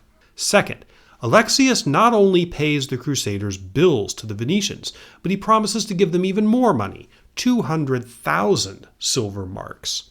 The original deal, the first deal with Venice, was for 85,000. This would end all their financial problems and in fact make the Crusade the most profitable enterprise in European history. Alexius was promising that Byzantium would take an active part in the crusade to reconquer Jerusalem, contributing troops to the fighting and garrisons to hold down Jerusalem from inevitable Muslim counterattacks once they got it back. Never in 3 crusades before this one had Byzantine troops actually taken a major part in the fighting to achieve the central objectives of a crusade. Did Alexius really mean it? Well, yes, he seems to have. But keep in mind, in 1202 he was 20 years old, basically the age of a college sophomore. He had never taken part in government administration, he had never commanded troops in battle, and he had never wielded a sword in anger. He'd spent most of his tween and teenage years under house arrest. It's doubtful he even knew how much money there was in the Byzantine treasury, to say nothing of whether there was still anything there after the ruinous administration of his uncle Alexius III. Attractive as the offer was, it engendered deep division within the top ranks of the Crusader camp as they met in Zara to consider it. One of the abbots on the expedition, Guy of Vaux-de-Cernay, spoke for many as he stated that the purpose of the crusade was to march on Jerusalem, and attacking fellow Christians again was never part of the mission. Those in favor of the proposal, Boniface of Montferrat was predictably one of them, stressed that the Crusaders would be able to accomplish nothing without a replenishment of funds. Once again, as with the Zara deal, the alternatives were do this thing to get some cash in the coffers, or disband and tell everybody to go home. In the proposed deal, Prince Alexius stressed the illegitimate nature of Alexius III's usurpation of the throne. Correcting this was not in itself probably a major motivator, but it did help the Crusaders who wanted to take the deal to justify it. You may remember I said a few chapters ago that various intrigues to seize the throne were more common in Byzantium than in kingdoms of Western Europe. A Byzantine emperor who was elevated to office by the mob of Constantinople, such as Isaac II had been, was capable of being a fully legitimate ruler that the people would get behind. The French and Venetians generally failed to understand this. With the exception of a few holdouts, a majority of the nobles in command of the crusade decided to take Prince Alexius's deal. This proved to be a deeply unpopular decision among the rank-and-file soldiers of the crusade and the lower-level knights. Geoffrey of Villehardouin wrote, quote, "I must tell you that only 12 persons in all took the oaths on behalf of the French. No more could be persuaded to come forward." Numerous crusaders decided they'd had enough, and they started back to France. The portion of the army that remained, and some of the leadership, sailed for Corfu in the spring. Once there, a disaffected group of the army staged what you might call a sit-in. They told the nobles they wouldn't leave Corfu unless somebody gave them ships to go to Brindisi, and after that, to the Holy Land directly. On April 25, 1203, Prince Alexius himself arrived in Zara. The Venetians welcomed him, gave him ships and a crew, and then he took off for Corfu to catch up with the portion of the army that had gone ahead. At Corfu, Boniface of Montferrat, a champion of the deal with Prince Alexius, made an impassioned plea for unity and begged the would-be deserters to stick with the program. It worked. Many did decide to go forward with the newly altered deal. Pope Innocent had by now moderated his angry stance on crusaders attacking Christians. He rescinded the excommunications and gave perhaps an ambiguous statement condemning future attacks on fellow Christians, unless, notably, they were hindering the progress of the crusade. That phrase was an escape hatch that could be interpreted in a number of different ways.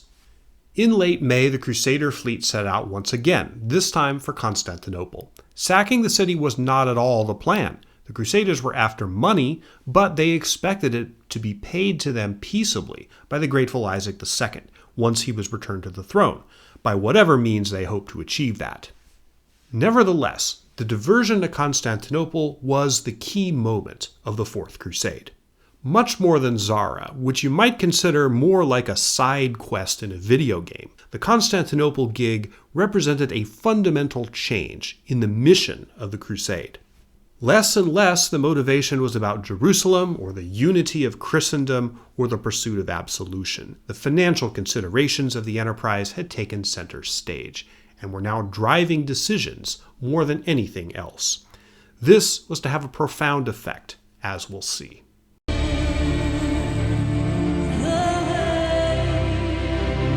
The Crusader fleet took a somewhat leisurely route from Corfu to Constantinople, at one point splitting into two major groups. They weren't just headed for the Byzantine capital.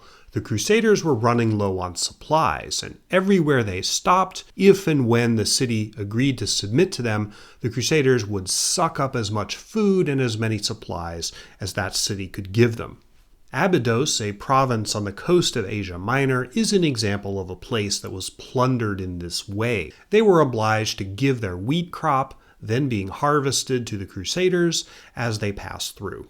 On June 23, 1203, the now reunited fleet finally sailed within sight of the great city.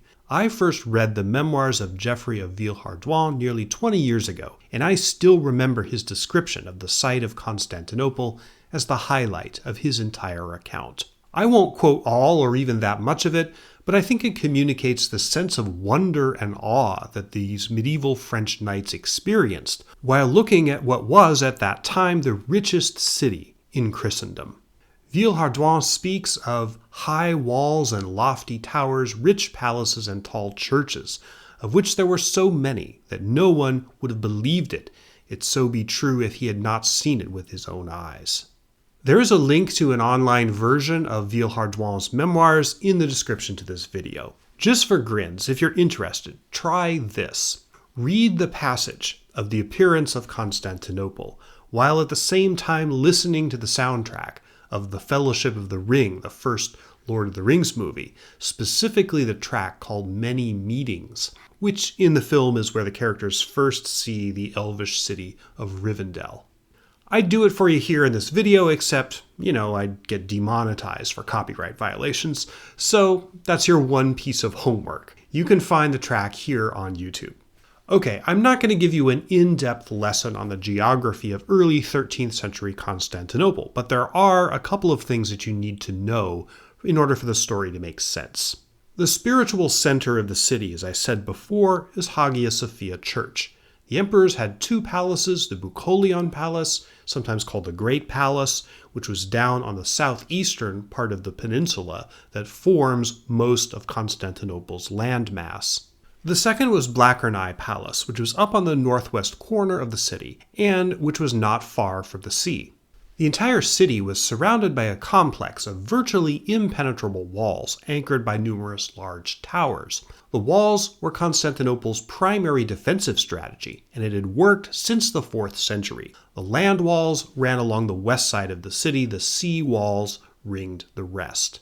Though as strong and as tall as the land walls, the sea walls were a little less heavily defended, for two reasons. First, their sheer area. There was a lot more wall to man and defend. And second, the Byzantines strung a huge chain across the strait here, which functioned both as sort of a toll bridge.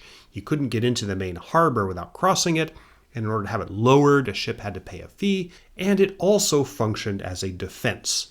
No enemy ship could get through the chain, at least not easily, and the anchor points were heavily defended towers. Thus, the sea walls behind the strait were the weakest point of Constantinople's defense. You've seen my infamous flashing arrow several times now, and to those many viewers who complained about the clown horn sound that used to accompany it, see, look, I'm not using it, okay? Are you happy? The Byzantine Emperor Alexius III was aware that the Crusaders were coming. However, he did very little to prepare. The main Greek chronicler of this period, Niketas Honyatis, had this to say. Quote, his slothfulness was equal to his stupidity in neglecting what was necessary for the common welfare. When it was proposed that he make provisions for an abundance of weapons, undertake the preparation of suitable war engines, and above all to begin the construction of warships, it was as though his advisors were talking to a corpse. He indulged in after-dinner repartee and in willful neglect of reports on the Latins.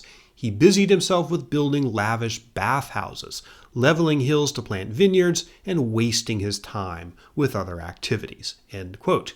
If Alexius III had had a navy, he might have been able to inflict some damage on the Crusaders, but the Byzantine navy had been terribly neglected during the 20 or so years of political turmoil that preceded the Fourth Crusade. There were a few broken down ships in the harbor that the emperor ordered to be made ready, but they were no match against the Venetians' mighty fleet. Alexius III sent an envoy out to the Crusaders basically to ask what the hell they were doing there. If you are poor and want of supplies, the message said, he will give you a share of his provisions and his money, provided that you withdraw from his land.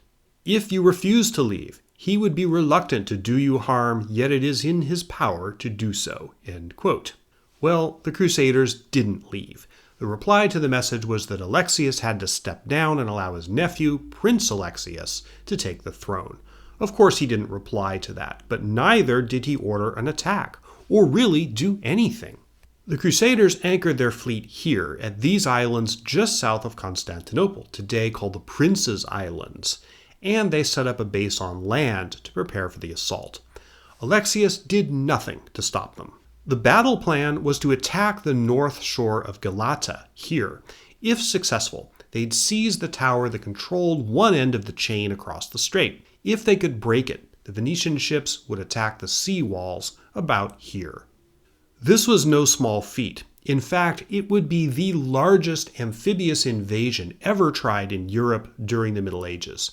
If you hear amphibious invasion and you think of the opening scenes of Saving Private Ryan or of other intense battles in World War II, it wasn't like that. Mainly because the Byzantines didn't resist much. On July 5, 1203, the Crusaders hit the beaches at Galata, including with ingenious landing craft that had doors that would open and let knights already mounted on their horses come out of the gate fighting. But there wasn't much fighting. Alexius III had ordered a quick retreat of his army. In fact, they retreated so fast that the Crusaders found the emperor's command tent deserted, richly appointed with his usual luxurious stuff, the first taste of loot that the Crusaders had from Constantinople. The assault on the Tower of Galata happened the next day, July 6th. Again, the defenders surrendered quickly and without much of a fight. A Venetian ship called the Eagle smashed through the chain that barred the Golden Horn.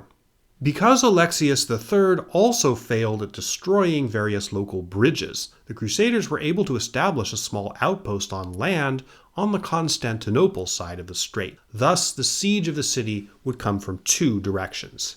For the assault against the sea walls, the Venetians built makeshift bridges on the prows of their ships. These bridges, made of wood and covered with hides and canvas, would be lowered down to the tops of the walls, and then knights would pour ashore. That was the idea. The Venetians had deliberately built the fronts of their ships quite tall so as to be able to scale Constantinople's walls. They also stationed trebuchets and catapults on some of the transport ships. On the defenders' side, they also draped the walls in canvas and hides, often soaked in vinegar. This was so that flaming arrows or other projectiles could be extinguished quickly and wouldn't catch fire. But it was clear that Alexius III was relying on the walls as his primary defensive strategy. Aside from a few raiding parties, his army had barely tangled with the Crusaders at all. On July 17, 1203, a Thursday, the great attack began from land and sea. At first, the Crusaders made slow progress. Battles began at the tops of the walls and projectiles flew in smoking arcs from the Venetian ships. At one point, the Crusaders had a battering ram that managed to smash through a part of the walls, but they were driven back by Byzantine troops. Enrico Dandolo, seeking to rally his men, ordered his ship to be drawn up toward the shore. Several other Venetian ships followed. As they approached, the Byzantine defenders lost their nerve. Men stationed along the sea walls began to abandon their posts. The Venetians seized about 25 towers on the seaward side of Constantinople. The defenders had a bit more luck on the land walls, mainly because of the Varangian Guard, an elite force of Westerners, many of them Normans or Scandinavians, which held back the Crusaders. It may have been the Varangian Guard that started setting fire to buildings inside Constantinople to slow the Crusaders' advance. The fire quickly spread. Huge clouds of smoke fell over the city. Finally, Emperor Alexius III led the bulk of his army out of the St. Romanus Gate. He held a huge numerical superiority, over 8,000 men to the Crusaders' about 3,500. All he had to do was order a charge. But incredibly, he didn't. In fact, the emperor ordered a retreat. The army filed back inside the walls and closed the gate. The Crusaders were dumbfounded. Geoffrey of Villehardouin wrote, "I can assure you that God never delivered any people from greater peril than that from which he saved our troops that day." That night, Alexius III, perhaps realizing that his unbelievably crappy performance was going to make him a target of the people's anger, gathered 1,000 pounds of gold and some other trinkets, and he and his daughter fled the palace for a retreat on the Black Sea, some 90 miles away. Alexius even abandoned his wife. The next morning, July 18th, both sides, the Byzantines and the Crusaders, were unsure of what to do. News had spread that the emperor ran away. A court official, the minister of the imperial treasury, got some of the Varangians together and they went to the prison where Isaac II had been held captive. Basically, they restored him to the throne. The first question was, what the hell do we do now? Isaac knew what to do: make immediate contact with his son, Prince Alexius, in the Crusaders' camp. On the morning of July 18th, 4 envoys from the Crusaders, one of whom was Geoffrey of Villehardouin, were invited into Blackernay Palace to meet with the newly restored Emperor Isaac II. Prince Alexius was deliberately not included in the Crusaders' party. In a private chamber, the Crusaders' envoys told them about the deal with Prince Alexius. Villehardouin said to the emperor, quote, "We cannot allow him to come here until he has given us a guarantee for the covenant that he has made with us. He, therefore, as your son, asks you to ratify this covenant in the same terms as he himself has done." Recall that Isaac knew nothing of the terms of the deal that his son had made with Philip of Swabia and Boniface of Montferrand. When he heard them, especially the bit about how the Orthodox Church would now have to submit to the Pope's authority, he was shocked. He said to Villehardouin, "These are very hard conditions, and I do not really see how we can put them into effect. All the same, you have rendered both my son and me such outstanding services that if we were to give you the whole of our empire, it would be no more than you deserve." End quote. What choice did Isaac have but to agree? The Crusaders were outside the city, ready to attack again. His son was one of them. The people were demoralized and Constantinople was on fire. Oh, did I forget to mention that? The fire that had started the previous day during the battle had grown into a huge conflagration that was sweeping through a significant part of the city, eventually leaving thousands homeless. Isaac agreed. The compact was set down in writing, he signed it, and affixed the imperial seal. Essentially, the entire Byzantine Empire had just surrendered to the Crusaders. The Westerners insisted that Prince Alexius be elevated to co-emperor with his father to guarantee the deal. On August 1st, 1203, the coronation of Prince Alexius occurred in Hagia Sophia, as was customary. Because he's now technically emperor, I'm going to start referring to this person, formerly known in the story as Prince Alexius, as Alexius IV. There were now 2 co-emperors, father and son, but they were under a crushing contract to deliver 200,000 silver marks to the Crusaders, whose army was still there, camped outside the city, part of which was a smoking ruin. Never before had the fortunes of the Byzantine Empire fallen so far, so fast. Unfortunately, the worst was still to come.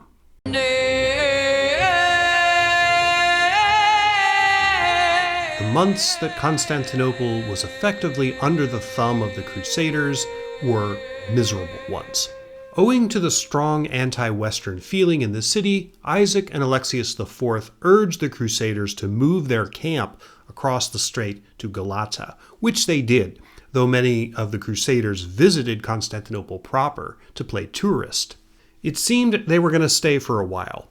Shortly after his coronation as co-emperor, Alexius IV went over to visit the Crusader leaders. Their contract with the Venetians was due to expire at the end of September. Alexius told them he simply couldn't come up with all the money he'd promised them in a month. Foolishly, he promised them more money if they would stay for the winter, and he and his father would give the Crusaders food and pay for the upkeep of their fleet during that time. Then in spring 1204, they could leave Constantinople for the Holy Land, rested up and well provisioned. By then, Alexius and Isaac would have consolidated their rule, presumably captured and punished the now deposed Alexius III, and tax revenue would be flowing in from the provinces again, which would pay to get the Crusades started up again. This begs the question, why did Alexius want the Crusaders to stick around? The answer is in something he told them. He said, quote, "I should like you to know that a number of my people do not love me, though they make a fair pretense of doing so. Moreover, the Greeks as a whole are full of resentment, because it is by your help that I have regained my empire." End quote. In simpler terms, Alexius was afraid he couldn't stay in power without the Crusaders' help. The Crusader leaders were puzzled. It was clear to them by now that the people of Constantinople hated them, hated Alexius IV, and were indifferent toward his dad. The Crusaders had expected, to use a more modern phrase, to be welcomed as liberators. Yet, whenever an invading army expects that, they're usually wrong. It was, typically, Alexius's promise of even more riches that got them to agree to stay. Keep in mind, the major Crusader leaders and most of the army who was still with them had been away from home for 3 years now. The new deal, with Alexius IV, meant they were re-upping for at least another year. Oh, one seemingly minor thing happened as soon as the Angelus boys got back on the throne, something that has a big effect later. When Isaac II got back into power, together with his son, they were naturally obliged to liberate from Constantinople's dungeons various political prisoners that Alexius III had locked up. One of these was a guy named Alexius Ducas. Sorry for all the people named Alexius in this story. I can't help it. Fortunately, though, this guy has a nickname by which he's better known, Mortzouflis, which in Greek basically means unibrow. A couple of years before, Mortzouflis had participated in a revolt against Alexius III by one John Comnenus, known as John the Fat. The revolt had been put down, and Mortzouflis had been in prison since that time. So yeah, the guy with the unibrow gets sprung from the dungeon. Remember that, it becomes important later. On August 19, 1203, while Alexius IV was away with a military party trying to hunt down Alexius III, some kind of altercation began in Constantinople between Crusaders and some local Greeks. It's not clear who started it, but the incident involved a mosque. There were many mosques in Constantinople because a lot of Muslims lived there. And a group of Crusaders, possibly drunk, tried to burn it down. Mind you, this was barely a month after the fire that had started during the battle had burnt down a significant portion of the city. This one was much worse. It was very hot and dry that summer, and despite its great stone palaces and monuments, Constantinople was full of wooden houses. One of the great urban fires of the Middle Ages raged over the next several days. It wasn't quite a firestorm as would be seen in London in 1666 or in various cities after bombing in World War II, but it was plenty bad enough. More than 400 acres of the city were completely burned to a crisp. Churches, monasteries, shops, entire districts of houses were gone. As if this wasn't bad enough, the Byzantines suffered more indignities. To raise the ghastly sum of money that they'd promised to the Crusaders, Isaac and Alexius IV shook down the people of the empire for everything they were worth, and they particularly went after the churches and the Orthodox clergy. When Byzantine emperors were particularly desperate for money, they would raid the churches, which were full of reliquaries and golden chalices and plates and such, but it was always a bad move. Because bishops and patriarchs had a great deal of clout, and huge numbers of ordinary people lived as monks and nuns, dependent on the church for their very lives. Needless to say, the church men and women were not happy about the deal with the Crusaders.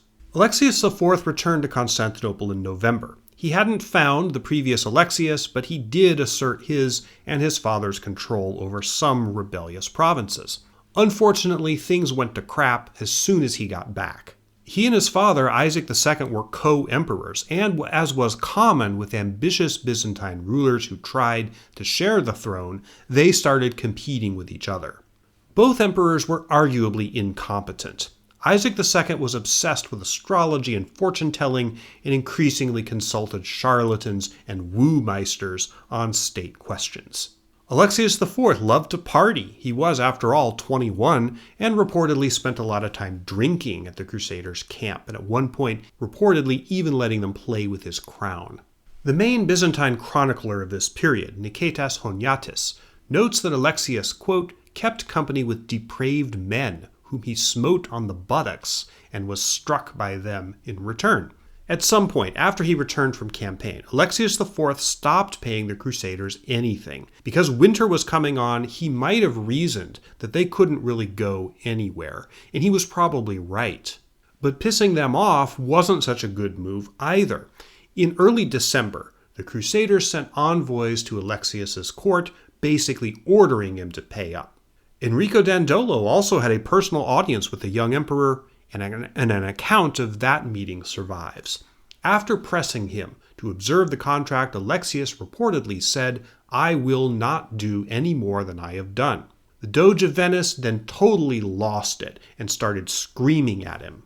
"Wretched boy," he shouted, "we dragged you out of the filth, and into the filth we will cast you again. And I defy you, and I give you warning that I will do you all the harm in my power from this moment forwards." End quote. Essentially, this was a declaration of war. On January 1st, 1204, 17 broken down wooden ships, all of them on fire, suddenly appeared near the Venetians' fleet at Galata. The Crusaders managed to sink the fire ships before too much serious damage was done to their own fleet, but this was a significant development. Alexius IV probably didn't order the attack, but clearly someone did. Was it Murtzuphlus, the unibrow guy? Well, that'd be my guess. By early January, he was alone among Byzantine nobles who were willing to stand up to the Crusaders, and about a week after the fireship attack, he led a group of Byzantine horsemen out on a raid that killed 2 knights and a squire. By this time, a series of raids and counter-raids were going on between both sides. For the Crusaders, it was as much about getting food and supplies as it was about harassing the enemy. Remember how I said back in chapter 3 that the mob of Constantinople was a significant pole of power in the Byzantine Empire? Well, here's where that comes into play. On January 25th, a large group of very angry people gathered in Hagia Sophia, and the general sentiment was that they had to do something about Alexius and the Crusaders. The rowdy meeting got out of hand, and eventually the crowd selected a rival emperor, some guy named Nicholas Canavos, about whom we know nothing, except that he was a nobleman and he was apparently quite young. 2 days later, on January 27th, the Constantinople mob proclaimed him emperor. Alexius was now boxed in. He finally needed the direct help of the Crusaders to keep his throne. So he sent them a proposal stating that if a group of Crusader knights entered the city and hunted down Nicholas Canavos, he, Alexius, would give them control of Blackernai Palace, one of the 2 main imperial palaces, as security until he could restore order and scare up the rest of the money that he owed them. Alexius unwisely chose Murtzuphlus as the envoy to bring this message to the Crusaders. It was the trigger of his downfall. Murtzuphlus couldn't tolerate the idea of the emperor inviting Latin crusaders to occupy a royal palace. So he, Murtzuphlus, reached out to the court official, a eunuch in point of fact, who controlled the imperial treasury, offering him any title he wanted if he would help him depose Alexius. He also reached out to the Varangian Guard, the emperor's personal bodyguard, and he found them willing to help him too. So that night, January 27th, Murtzuphlus and the guards broke into Alexius IV's bedroom, grabbed him, and threw him in a dungeon. Murtzuphlus even snatched the emperor's stylish purple boots, which were a symbol of authority in Byzantium. A hasty coronation was organized within hours. Murtzuphlus was crowned Emperor Alexius V.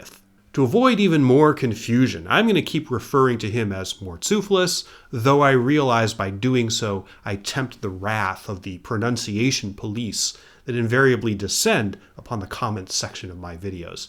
Anyway, at some point during this Mishigas, the other unpopular emperor, Isaac II, died. We're not sure exactly when, and we're not sure exactly how. Niketas Honyatis suggests he died of shock at hearing about these unfortunate events. But I think there's cause for healthy skepticism of that claim, because this was absolutely the opportune moment to bump him off, and in any event, Murtzuphlus would have been insane to keep him alive. But all we know is that he died in late January or early February of 1204. As for Alexius IV, a suddenly deposed young emperor, he had to be gotten out of the way too. There were 2 attempts to kill him with poison, but apparently one of his guards had brought him antidotes, and he survived each time. On February 8, 1204, Murtzuphlus, who had just that day refused yet another demand from the Crusaders to pay up or else, grew tired of the whole charade, and personally went to Alexius's prison cell and strangled him. One account said he used a bowstring, another that he did it with his bare hands. One of the crusaders, Baldwin of Flanders, reported that Murtzuphlus ripped open Alexius's chest with an iron hook and pulled his guts out. That's pretty extreme. Murtzuphlus also had the mob's choice of emperor, Nicholas Canavos, arrested and thrown in prison. After all this, it was clear that there would soon be all-out war between Byzantium and the Crusaders. For their part, the Crusaders now really had only two choices: withdraw entirely or attack Constantinople. The only food they could get was from foraging raids, and every day that passed, Murtzuphlus strengthened the city walls and built up his army. At least somebody was doing it, after the feckless administrations of Isaac and the various other Alexiuses. Alexa? At some point in March, the major leaders of the crusade gathered together. Enrico Dandolo, Boniface of Montferrat, Baldwin of Flanders, Louis of Blois, and Hugh of St. Pol. They drew up a contract that provided in very precise terms how they would split up Constantinople and its spoils if and when they got them.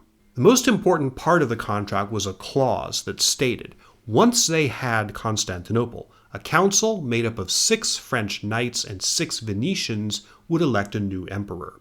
If the guy they chose was a Frenchman, the new Patriarch of Constantinople would be a Venetian, and vice versa. If a Venetian was chosen emperor, the Patriarch would be from among the French. This council would also divvy up the lands of the Byzantine Empire as fiefs among the major Crusader commanders.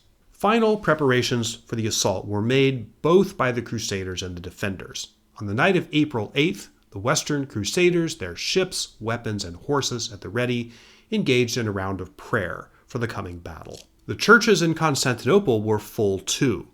In the morning, the final battle would get underway.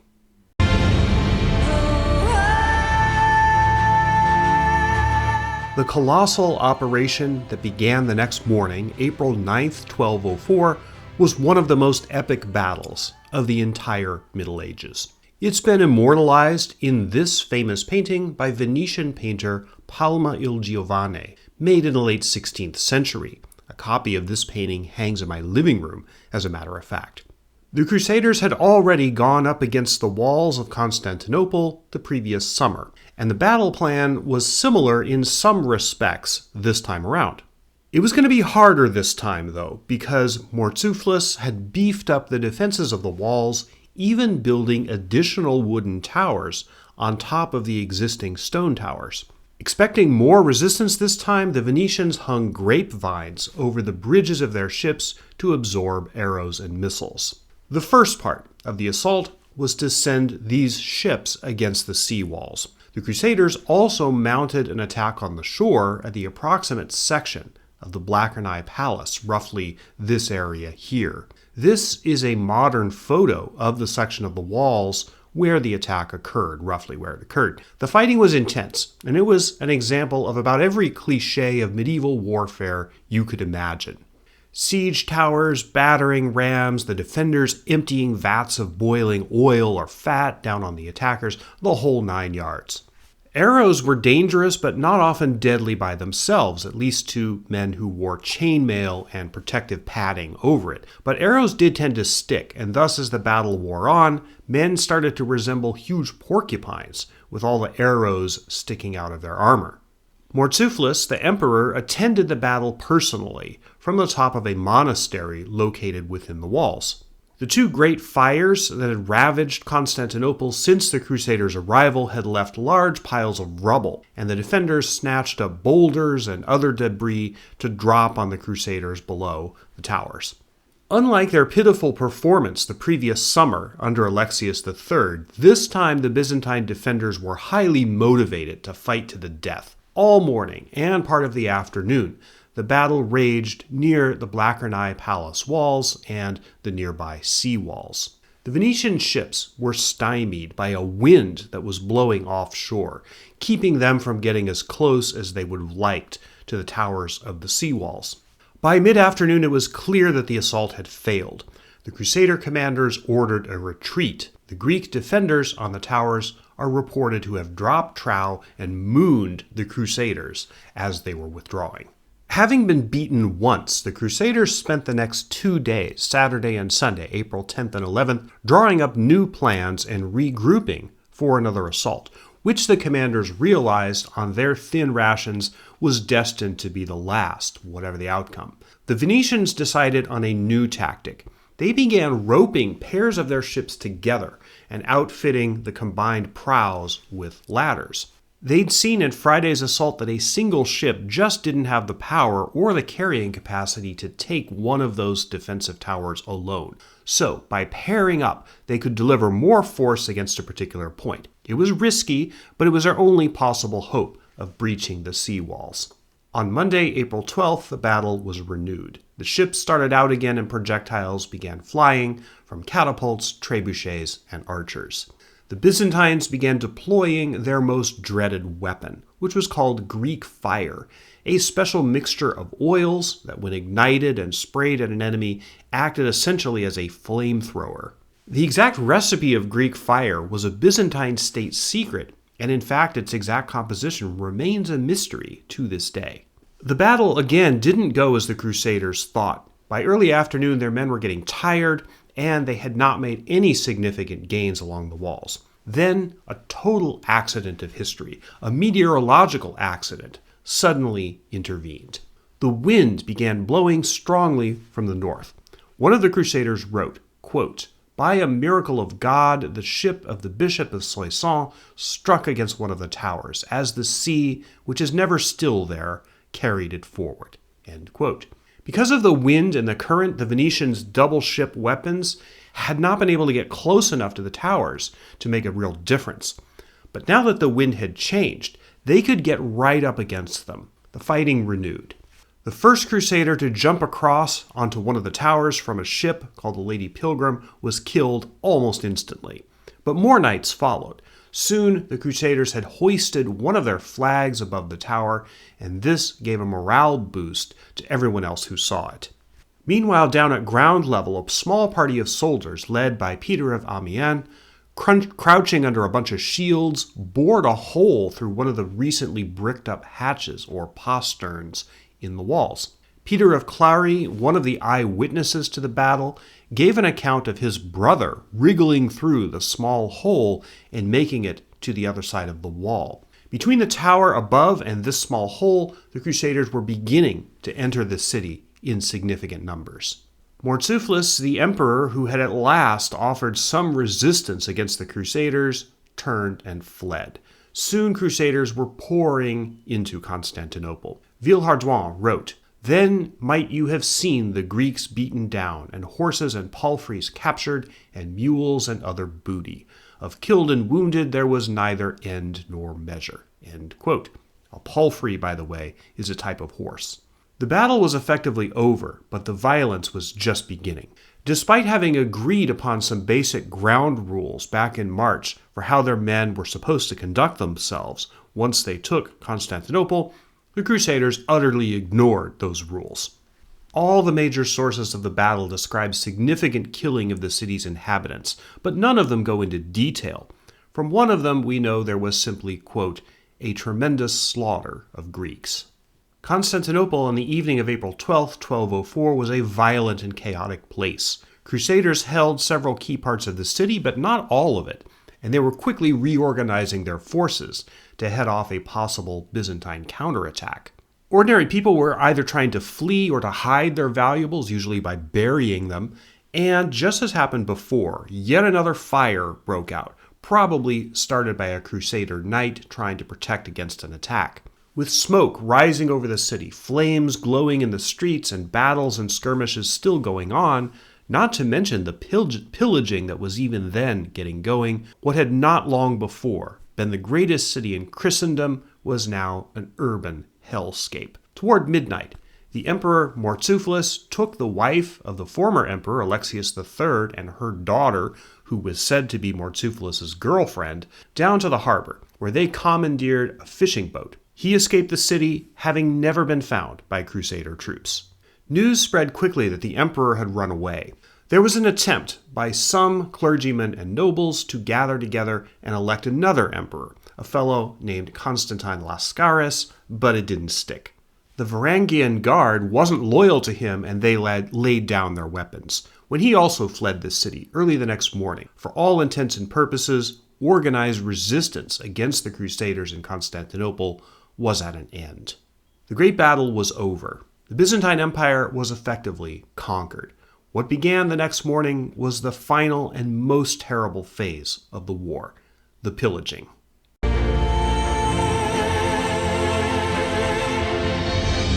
During the course of that next day, Tuesday, April 13th, 1204, Constantinople, the richest city in Europe, possibly the richest city in the world, was stripped bare. The Byzantines' eyewitness accounts of the looting are fairly extreme in their descriptions of what happened. Perhaps not surprisingly, the Crusaders' accounts gloss over it, except occasionally to marvel at just how much they stole. The major French chronicler of the Crusade wrote, quote, "And well does Geoffrey of Villehardouin, the Marshal of Chambon, bear witness that never since the world was created had so much booty been won in any city." End quote. Because the Byzantines so richly outfitted their churches, these were among the first targets. Though looting of churches was expressly forbidden by the terms of the contract drawn up in March, the Crusaders completely ignored it. Constantinople was full of churches. They broke in, stealing reliquaries, which were usually gilded or highly richly jeweled, plates and candle holders, other hardware, anything they could find or tear apart.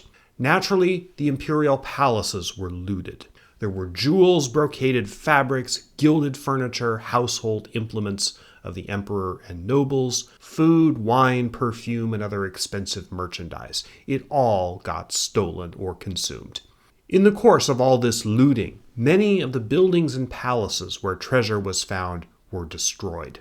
There was, for example, a great imperial library in Constantinople. It is believed that Crusaders completely destroyed it, to the point where modern scholars aren't even sure of what was in it, or even where it was located.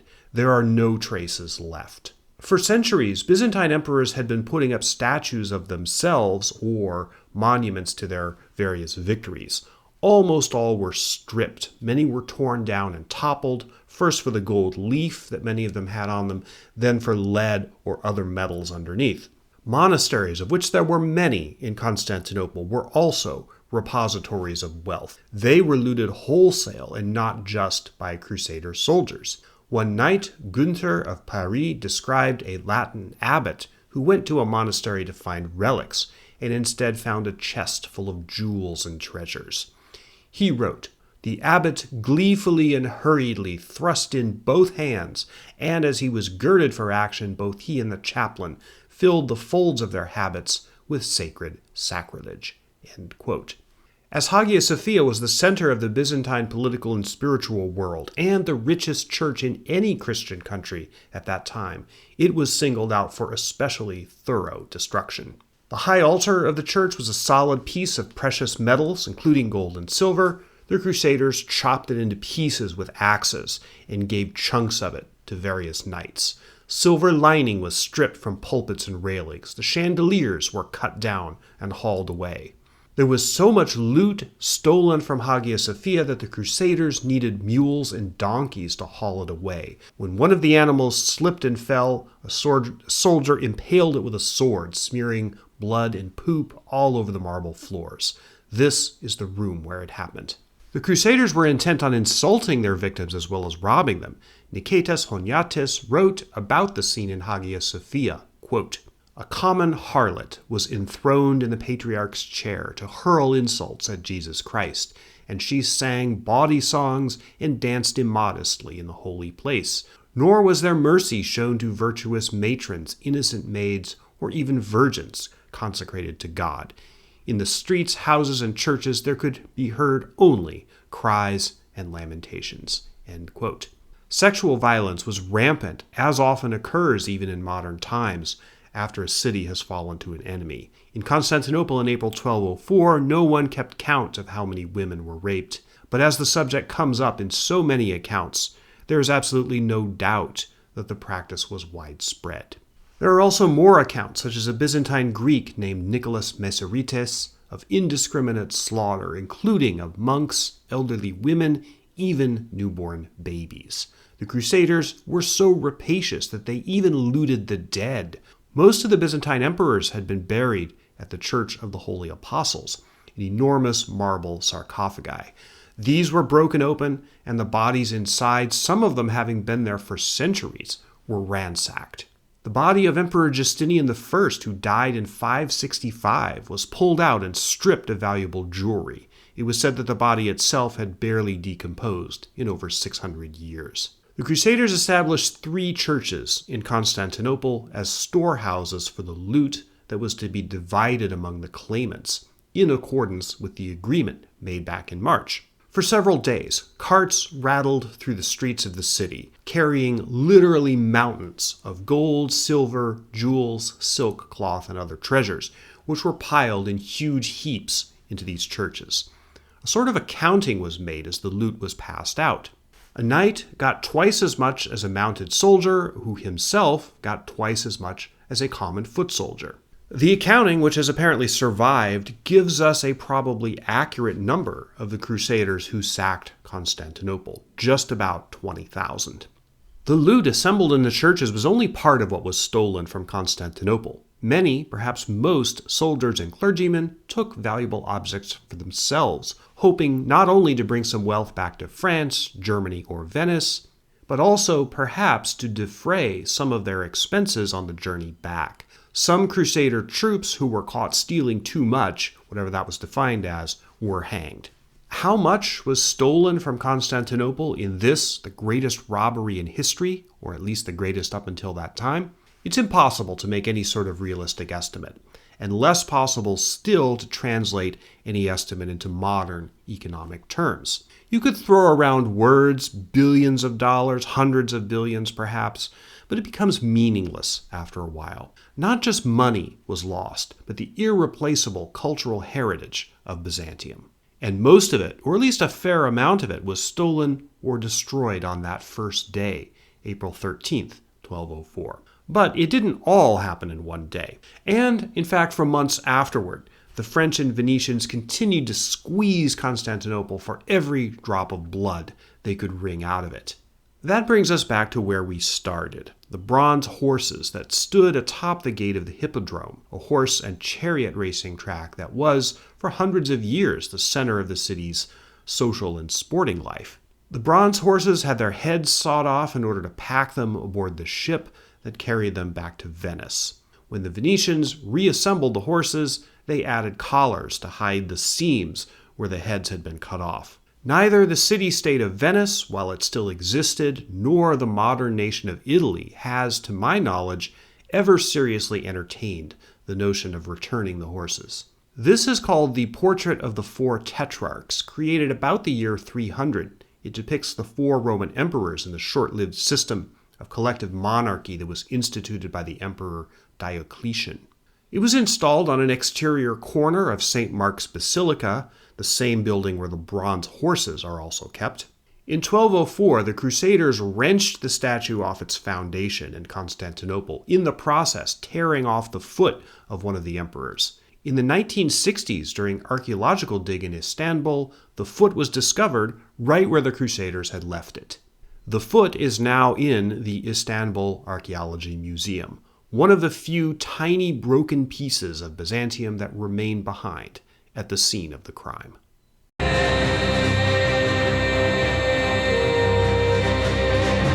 There's so much to the aftermath of the Fourth Crusade that this video would be another 3 hours long if I was to go through it in the same depth I've done for the main story. I know some of my viewers would probably like that, but I do have to sleep once in a while, so I'm going to wrap up the loose ends in something of a looser and more general way. But there are a lot of them, so we're not quite done yet. The leaders of the Crusade did, for the most part, put into effect the agreement they'd made in March before the sack of the city, at least with respect to the political terms. 2 sets of electors, one French, one Venetian, convened to choose who was going to be the Latin emperor of Constantinople. Nearly everyone agreed that there were only two serious candidates, Boniface of Montferrat and Baldwin of Flanders. And nearly everyone agreed that it was extremely difficult to choose between them. Doge Enrico Dandolo, who was not one of the main candidates, was nonetheless concerned about the aftermath of the selection. If whichever of these French or Flemish nobles got butthurt that he wasn't chosen and returned to Europe with his army, that would leave the fledgling Latin Empire in a highly weakened position, and there were already stirrings of a resistance movement out in the provinces. So provisions were made that whichever candidate lost, he would be given a palace, significant lands, and be obliged to remain in the Latin Empire for at least another year to help consolidate the Crusaders' gains. For most of the leadership then, the Fourth Crusade, which was already nearly 6 years old, would drag on for yet another year, or even beyond that. On May 9th, 1204, the French and Venetian electors chose Baldwin of Flanders as the new emperor. There were definitely political considerations here, and Dandolo may have swayed the vote, which was recorded as being unanimous. Because Baldwin's home lands were far away in what's today Belgium, he couldn't threaten Venice if the French and Venetians had a falling out, whereas Boniface's home territory was in northern Italy. Boniface also had commercial dealings with the Genoese, still Venice's most annoying enemy. A week later, on May 16th, another coronation ceremony occurred in Hagia Sophia, now distinctly stripped of much of its finery. Baldwin was crowned Emperor of the Latins. Despite what had happened, he did have a few supporters among the Greeks, who, as you recall, had generally hated the last three emperors, not counting Murtzuphlus, who wasn't on the throne long enough for them to get to know him. But what little support Baldwin had melted away as the organization of the new Latin Empire was terribly botched. Numerous Byzantine nobles had escaped into the provinces or else already had power bases there that they could use to threaten the new empire. Two grandsons of Emperor Andronicus I, Alexius and David Comnenus, established a mini-empire in Trebizond on the northern coast of the Anatolian Peninsula. Another breakaway state centered around Epirus, which was supposedly doled out to the Venetians, but they couldn't hold it. This was ruled by Michael Angelus, cousin of Isaac II and Alexius III. And there was a third mini-empire, usually called by historians the Empire of Nicaea, which was ruled by Theodore Lascaris. He was a son-in-law of Alexius III. All of these states claimed to be legitimate heirs of the throne of Constantinople, and all of them vowed to get it back and send the Latins back to their castles in Western Europe once they could scare up the military force to do it. Because these outlying lands, which had formerly been constituent parts of the Byzantine Empire, refused to recognize the new Latin Empire, Emperor Baldwin couldn't collect tax revenue from them. That meant the new empire was, ironically, given the scale of plunder taken from Constantinople, mostly broke. Baldwin found it increasingly difficult to project his authority far from the capital. He himself wound up on the short end pretty quickly, as we'll see. The new Latin Empire also tried to impose feudalism from the top down on the Byzantine Empire. Feudalism wasn't really a thing in Byzantium, at least not in the way it was practiced in Western Europe. As anyone who studied the Soviet era or Maoist China can tell you, imposing a whole new economic system on a society from the top down, cold turkey, rarely works. This was another reason for the weakness of the Latin Empire. Its economy just didn't function the way they intended it to. Constantinople itself was a mess. Nobody really cleaned up after the three devastating fires that had ravaged the capital between July 1203 and the fall of the city the following April. Everywhere people looked, there were piles of burnt beams and rubble that just laid around, in some cases for decades. Baldwin lived in Blackerneye Palace, but it too had been stripped of its rich furniture and just about everything else that wasn't nailed down, and much that was. The people of Constantinople, who were now supposed to be part of the reunified Latin Church, simply refused to accept their Catholic Venetian patriarch, a man named Tommaso Morosini. At a meeting between him and various Orthodox clergy, Morosini shouted, "You should accept me. You are disobedient, and we shall treat you for what you are." End quote. Not a good way to start out a bold new era of unity in Christendom. Needless to say, the forced conversion of the Byzantine Empire to Catholicism didn't take. Something else that also goes without saying, or almost goes without saying, is that the stated objective of the Fourth Crusade, which was to recapture Jerusalem, was totally off the table. The Crusaders had bitten off more than they could chew by capturing Byzantium, and holding it down would mean there was no energy or manpower left over for another costly war, this one against Muslims. Jerusalem remained in Muslim hands until 1229, during the Sixth Crusade, when it was briefly turned over to Holy Roman Emperor Frederick II, by negotiation, not by conquest, but that didn't last either. Jerusalem was back under Muslim rule by 1244. So yeah, what about that? The grand idea of recapturing Jerusalem, which was Pope Innocent III's life project? Well, despite his misgivings during various episodes of the Crusade, at first, when he heard that Latin knights had taken Constantinople, the Pope was quite stoked. "I am enveloped by a great wonder," he said, "along with those who were with me, at the novelty of such a miracle that has come to pass in these days." End quote.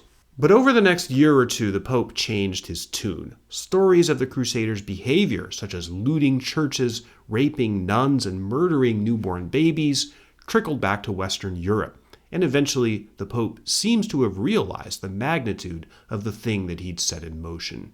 But now he was stuck. He couldn't undo what the Crusaders had done, and there was still hope that the schism of 1054 would finally be erased. So he didn't excommunicate the Crusader leaders or call for them to divest from Constantinople, though he did condemn their rapacious actions in looting it. Indeed, Pope Innocent seems to have been puzzled by the whole thing. In the end, he chalked it up to God's will. "For who," he said, "can know the mind of the Lord?" In later years, Innocent turned his attention to matters closer to home. He was instrumental in spearheading yet another religious conflict that is often called a crusade, the Albigensian Crusade of 1208, which sought to cleanse southern France of a group of heretics known as the Cathars. This crusade added another 20,000 corpses to Pope Innocent's body count, and is principally known today for a quip said to have been uttered by one of the Crusader commanders before a massacre: "Slay them all. God will recognize his own." The Pope continued to agitate for another crusade to the Holy Land to recapture Jerusalem. In July 1216, Pope Innocent III died quite suddenly, of what is unclear. After the fall of Constantinople in April 1204, there were no less than 3 ex-emperors still running around out there. Well, 2 actually out and about, because Nicholas Canavos was in prison. So here is what happened to them. Of Nicholas Canavos, who was pretty obscure even before the Constantinople mob picked him as emperor, we don't know much. Only one source mentions his fate. It says that he was beheaded, though on whose orders I don't know. This place is called Mossinopolis in the Greek province of Thrace. It's just ruins now, but there was a city here in 1204, and it's where Alexius III and a few of his followers established themselves after he fled Constantinople during the Crusaders' first serious attack. Of the ex-emperors still alive, he was probably the biggest threat, and there were several expeditions to go hunt him down.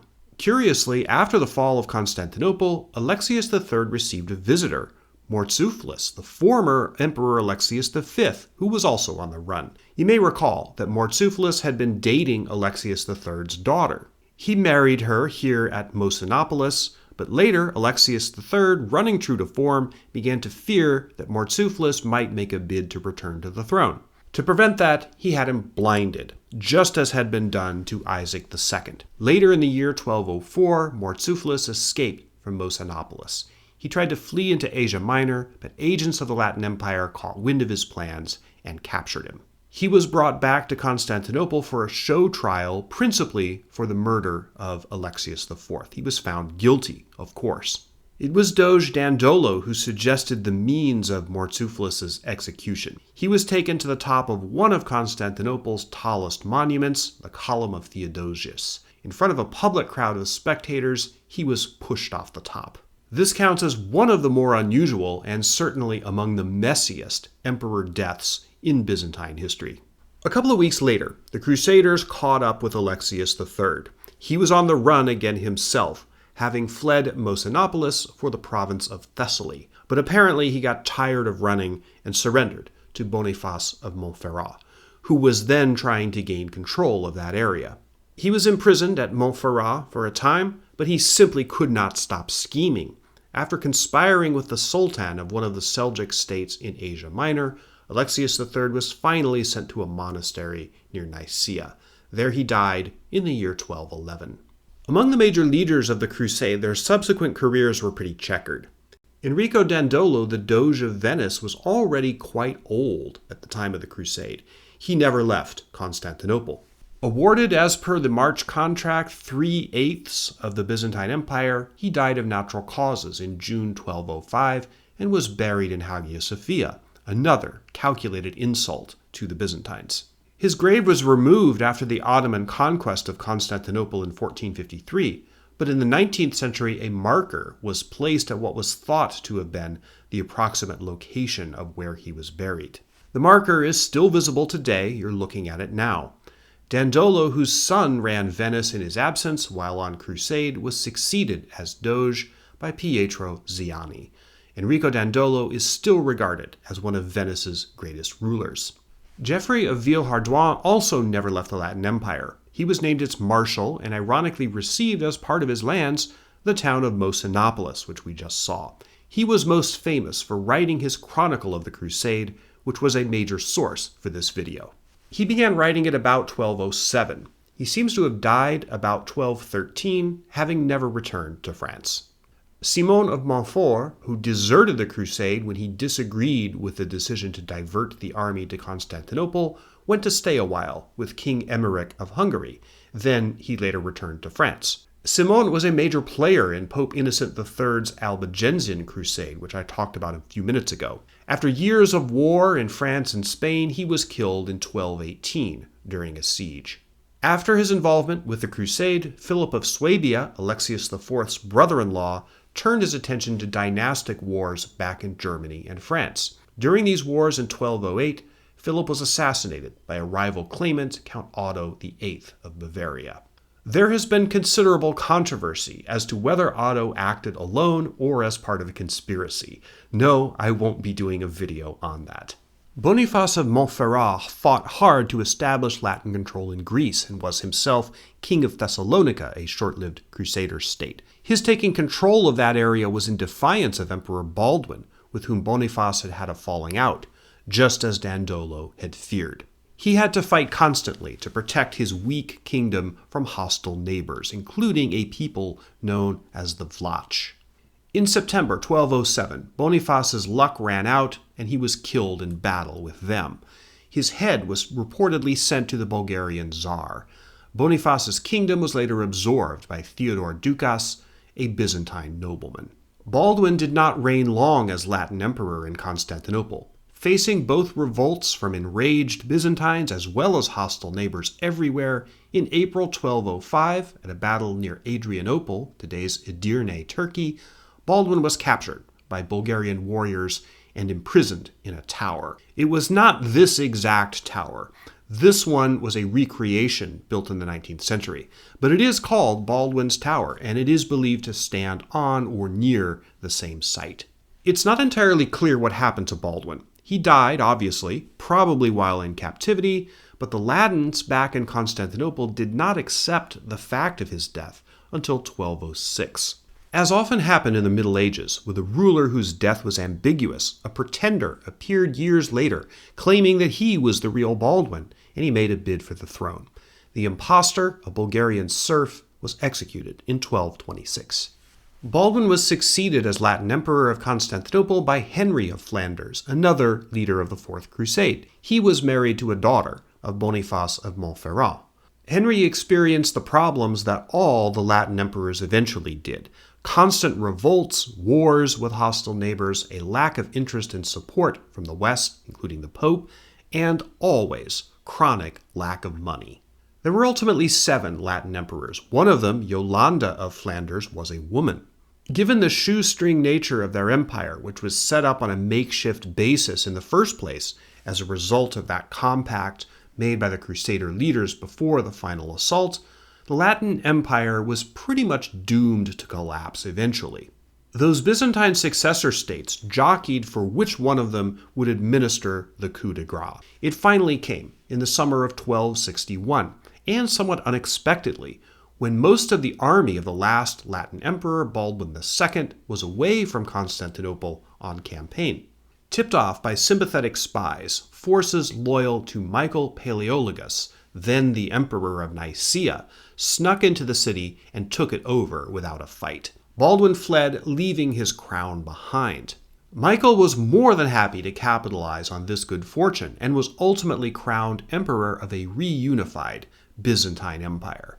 Michael VIII Palaeologus should have been the empire's ultimate hero, but he died in disgrace in 1282, having been forced to make a pretense of once again submitting the Orthodox Church to the authority of the Pope, in order to forestall another potential crusade by Westerners to get Constantinople back. But the dynasty Michael founded, the Palaeologus dynasty, continued to rule the empire up until its final conquest by the Ottoman Turks in May 1453. But the Fourth Crusade and the robbery of Constantinople had left the newly restored Byzantine Empire permanently impoverished. Things had changed so much that at the celebration of the coronation of one of the emperors in the 14th century, the Byzantine royal family ate off plain earthenware plates. Constantinople was never again a city of gilded statues or sumptuous palaces. Even by that time, the last Western Crusader presence in the Holy Land was long gone. The last Crusader territory, the port city of Acre, fell to Muslims in 1291.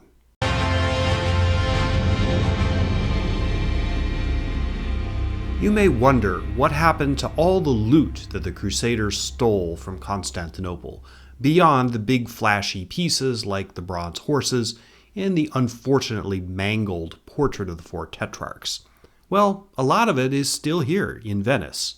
Today, in the 21st century, St. Mark's Basilica in Venice is a museum of priceless art objects, a significant number of which were part of the booty brought back from Constantinople. If you browse its halls, you'll see all sorts of artifacts, reliquaries in particular, that were of Byzantine manufacture and came from Constantinople. Many are hands or body parts of saints or supposedly of Christ. One of the most prized trinkets taken from the city was a vial purported to contain the blood of Christ. Probably fake, of course, but extremely valuable in the Middle Ages. If a church possessed an object that they could claim was holy, such as the head of John the Baptist or the hand of some early saint persecuted by the Romans, pilgrims would come from all over to see it, or often to be healed by miraculous powers that such relics were claimed to have. This all meant revenue, not just for the churches themselves, but for the towns where they were located. Relics drove a vibrant tourist industry. That meant big money. This is why these kinds of things were so valuable. In the years after the Fourth Crusade, treasures stolen from Constantinople began turning up all over Europe. The Bishop of Soissons, one of the major participants in the Crusade, brought back to France a thorn said to be from the crown of thorns that Christ wore at the crucifixion. There were tens of thousands of holy thorns floating around Europe. Also, there was a belt said to have been worn by the Virgin Mary and the forearm and head of John the Baptist. Bishop Conrad of Halberstadt brought back pieces of the true cross, the head of James, Christ's brother, and so many other pieces that he had to build a new church altar to house them all. But most of the loot simply vanished over the years and centuries. Valuable pieces were stolen and smuggled back home, or melted down into ingots and coins, or made their way into the dusty attics of churches in rural parishes in France, Germany, or other places. Much of the precious metal may have been traded for food, drink, lodging, or supplies on the way back home. Unlike the Crusader leaders who received lands, thousands of ordinary soldiers had to get back to France the best they could. The pillage from Constantinople financed their journeys. In a broader sense, what did these people accomplish? They sacked Constantinople, thus eliminating what many in the West perceived as an impediment to achieving the broader goal of the Crusades, but ultimately for nothing, because except for a short stretch in the mid-13th century, Jerusalem remained in Muslim hands. The Fourth Crusade did not erase the schism between the Latin and Orthodox churches. Christians of the Orthodox world continued to practice their faith just as they always had, and after what happened to the reputation of Emperor Michael VIII, after he tried to bring the Orthodox Church back under the Pope's control, subsequent Byzantine emperors were extremely reluctant to try it again. The schism between Catholicism and Orthodoxy remains in place today, now coming up on 1,000 years since Cardinal Humbert threw the bull of excommunication on the altar at Hagia Sophia. So what did the Fourth Crusade really accomplish? A lot of people had been killed and a lot of treasure stolen, but beyond that, the crusade was virtually a total failure. In the end, it's hard to conclude that it was about anything other than financial gain, principally for the Venetians. This is why I think it's fair to boil the whole enterprise down to what it really was, a robbery, pure and simple. Historians have for the last several hundred years debated why the Fourth Crusade was diverted to Constantinople, and whether the diversion qualifies this crusade as an outlier when compared to the others. Jonathan Harris, author of one of the books that I relied on as a major source for this video, argues that the Fourth Crusade was a consequence of hundreds of years of Byzantine foreign policy. And I think there's some merit to that view, but personally, I'm not entirely persuaded by it. The Crusades did involve goals that were spiritual and transformative and quite real for those who participated in them and were motivated by them. But the Fourth Crusade proves that there was also something deeply base and cynical about the crusading spirit, especially in how easy those spiritual and religious goals could be used to justify the most monstrous crimes. In May 2001, 797 years after the sack of Constantinople, Pope John Paul II wrote a letter to Christodulus, the Orthodox Archbishop of Athens. In the letter he wrote, quote, "For the occasions past and present, when sons and daughters of the Catholic Church have sinned by action or omission against their Orthodox brothers and sisters, may the Lord grant us the forgiveness we beg of him. Some memories are especially painful, and some events of the distant past have left deep wounds in the minds and hearts of people to this day. I am thinking of the disastrous sack of the imperial city of Constantinople, which was for so long the bastion of Christianity in the East. It is tragic that the assailants, who had set out to secure free access for Christians to the Holy Land, turned against their own brothers in the faith. The fact that they were Latin Christians fills Catholics with deep regret. How can we fail to see here the mysterium iniquitatis at work in the human heart?" End quote. The theological dimensions of the Fourth Crusade are beyond my expertise as a historian. I started this video with a promise that I would explain how and why those horses got up on the top of St. Mark's Basilica in Venice. Now you know. The other implications of this story, and there are many, I leave you to evaluate.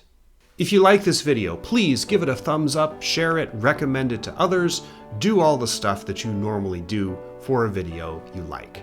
I recently crossed the threshold of 100,000 subscribers on my channel, so thank you all so much.